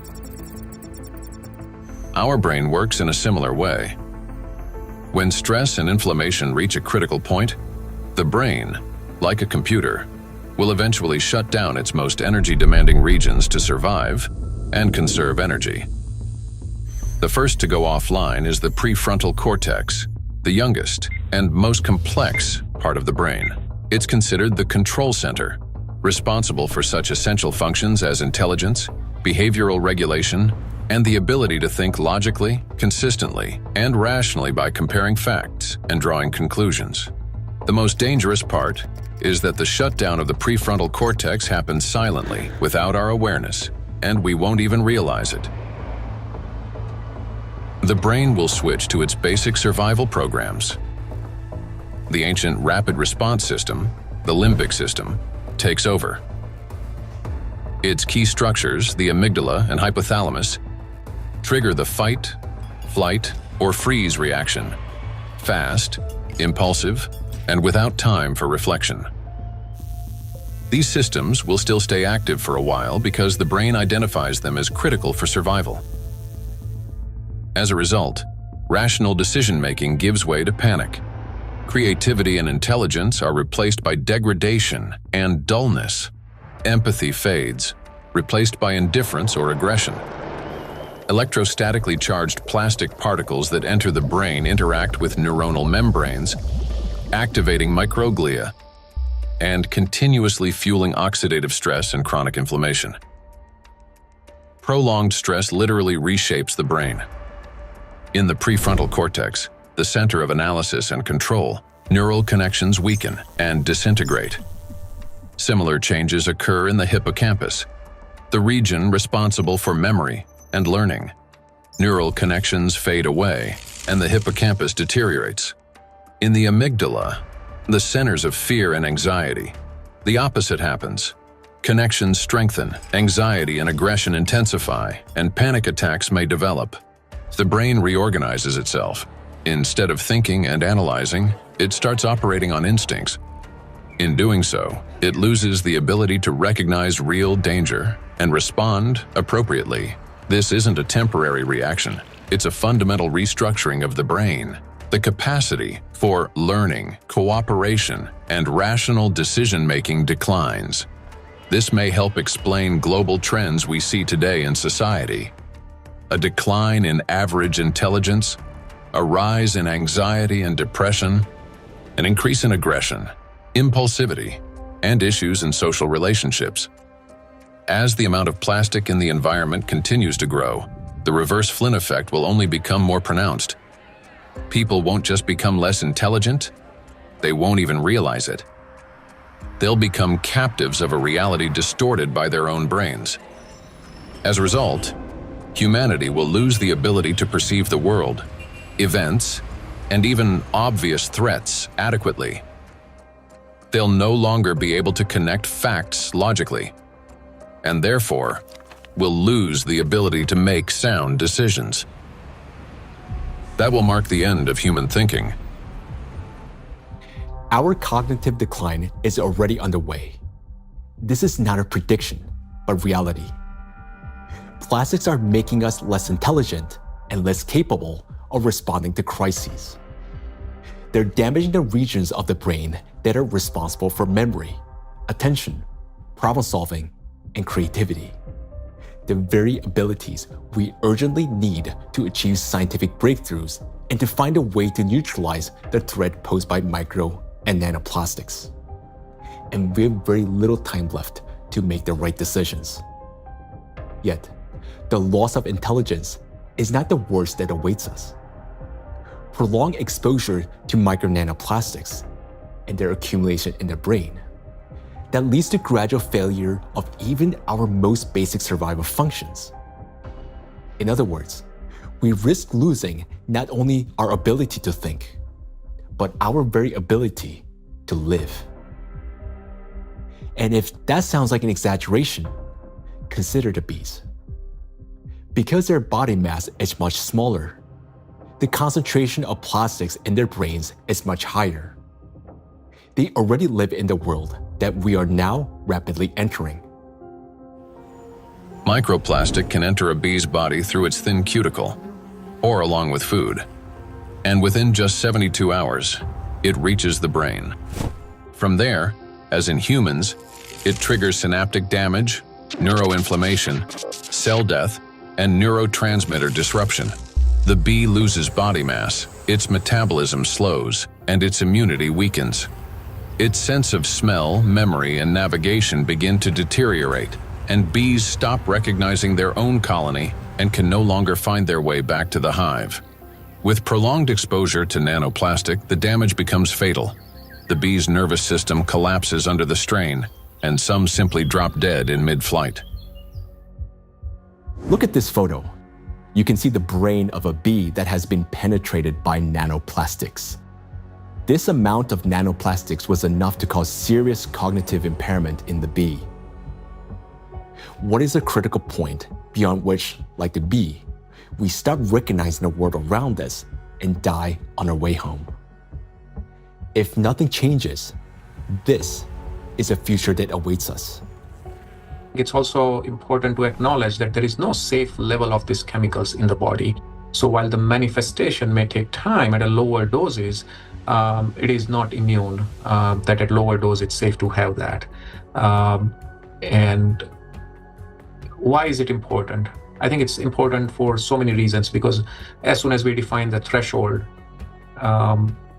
various special interest groups would argue to keep micro nanoplastic concentration below that level, whether it's in soil or in water or whatever that is. And what does that mean?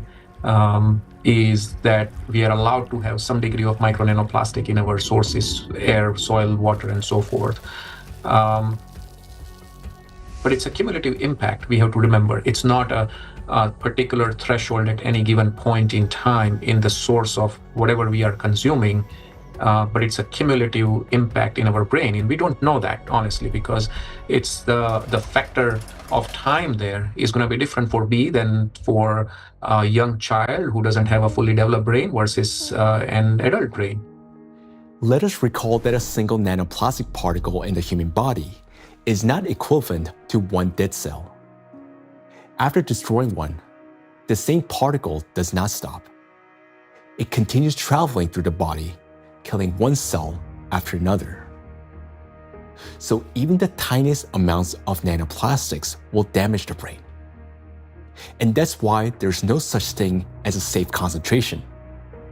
And there will never be. The only difference lies in the rate of destruction.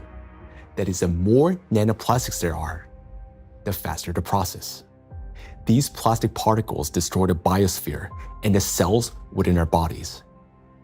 They damage organelles and biomolecules, including mitochondria and DNA, leading to reduced energy production, genetic mutation, the breakdown of neural connections, and the disruption of brain signals that regulate our organs and vital functions. All of this happens imperceptibly as we go about our daily lives. Yet, inside the brain, a silent systemic destruction is already underway. The question is, will we as humanity recognize the full scale of this threat in time and find a way to strip micro and nanoplastics of their ability to accumulate and retain electric charge? A threat that must not be ignored. The more I've learned about nanoplastics and how widespread they are and their harmful biologic effects, the more I am really, really concerned about just exactly what's going on, how much it's going to affect now us and future generations, and it's very sobering. And I think it's very important that people need to understand that it's maybe not the big, plastic part which is out there somewhere, but it's the breakdown of those particles, even smaller of these products, in all the time smaller particles, which is then the big danger for us, and that is, I think, something which needs to go into the head of people, because then and in their minds, so they understand that this is might be an avalanche which just comes down the road, but it will come. Or might come, if we don't do anything about it. So that's my point here. So we can't just leave it like that, The most frightening aspect is that nanoplastics interfere with the most fundamental processes of life. Their electrostatic charge breaks bonds, distorts bioelectric signals, and destroys the harmony that exists between cells and entire organisms. It also disrupts the impulse of life, the signal that links a bee to a flower, a tree to the forest, a neuron to the brain. It silences rhythms that have resonated in unison for centuries. This is a threat that cannot wait. It must be confronted now. It is a matter of survival. We can do as much, research and scientific community does whatever it does, but until this alarm goes to the public, nothing will change, right? It's not a science problem anymore. Science has clearly shown what it wanted to show.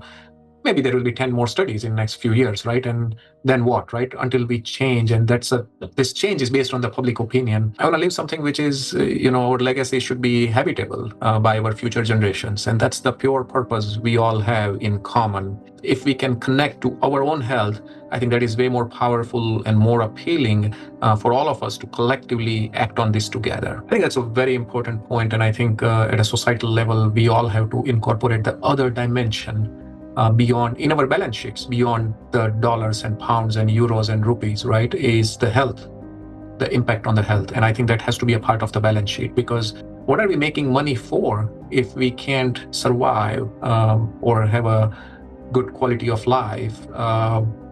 Then everything else is worthless for us and for the future generations. I think maybe a reason why I do that, to just show by example that we need to do that. It's my big, hope that I can contribute to a solution, and also to people thinking about it, talking about it, and acting accordingly to make this world a better place, and not just always a worse place for the future, especially for the next generations and for my son and for families, and of course all over the world to take care. And I'm trying to contribute the awareness of people, to explain, to show them the risks, and to make them understand the problem, the real extent of problem, to put them into action. So I just want to say one last word, that we only have one planet, and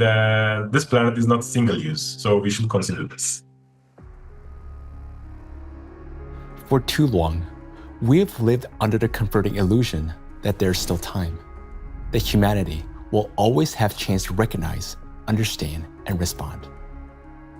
But that time has passed already. Our greatest challenge now is to find a solution before we cross the point of no return, while we still have both our intellect and the little time that remains. But for this to happen, all of humanity must first grasp the true scale of what is unfolding. Only then will we be able to direct our full scientific potential and resources toward finding a solution. As we have seen already, no single individual, organization, or nation alone can solve such a complex problem. The scientific community of ALLATRA has been searching for the solution for 2 decades, and although it hasn't been found yet, we know it exists. We understand that the answer lies at the intersection of physics, chemistry, and biology, which means that the solution is achievable, and finding it is essential for survival. Through years of research, we have come to clear understanding that the efforts of the entire global community must be united, and urgently. The challenge before us is enormous: to find a way to strip micro and nanoplastics of their ability to accumulate and retain electric charge across the entire biosphere, not just in a test tube or single organism. And to do so without harming humanity, the planet, or disrupting the Earth's magnetic field. Today, micro nanoplastics are present in every human being, including newborns taking their very first breath. In fact, unborn children developing in the womb are already exposed to these tiny particles, and even human eggs and semen are now contaminated and impacted by nanoplastics. For the first time in history, we face an enemy that threatens all life on the planet. And unless we change the course, this crisis will only deepen. Nanoplastics have indeed become the only true enemy of all humankind and each of us. I want to say that now, is not the time for geopolitical rivalries or economic wars. It is not the time to build new empires. When one realizes that they're dying, it makes no sense to start building a new house, especially when no one will be left to live in it. And above all, we no longer have a time for military conflicts. There's no sense in killing one another when we're already being killed by a common invisible enemy, although some don't even realize it yet. We cannot remain indifferent to this threat because our future depends on whether we're capable of setting aside our divisions and uniting against this killer, nanoplastics, which threatens all life on our planet. The question is, are we capable of truly understanding all this? Or has nanoplastic already damaged our minds to the point where we don't even recognize the mortal danger hanging over humanity? If we can still see the reality for what it is, then we're obligated to act, to find a solution while we still can. We cannot shift this responsibility to the next generation, because if we fail to find a solution now, there will not be any true generation. And knowing this, giving up would mean betraying ourselves, our families, our children, and all of humanity, condemning all life on this planet to slow and inevitable death. Each of us, if still capable of understanding this threat, can contribute something meaningful to this effort. Only by acting together can we solve this monumental challenge and preserve the most precious thing that we have, life itself. Life is worth fighting for.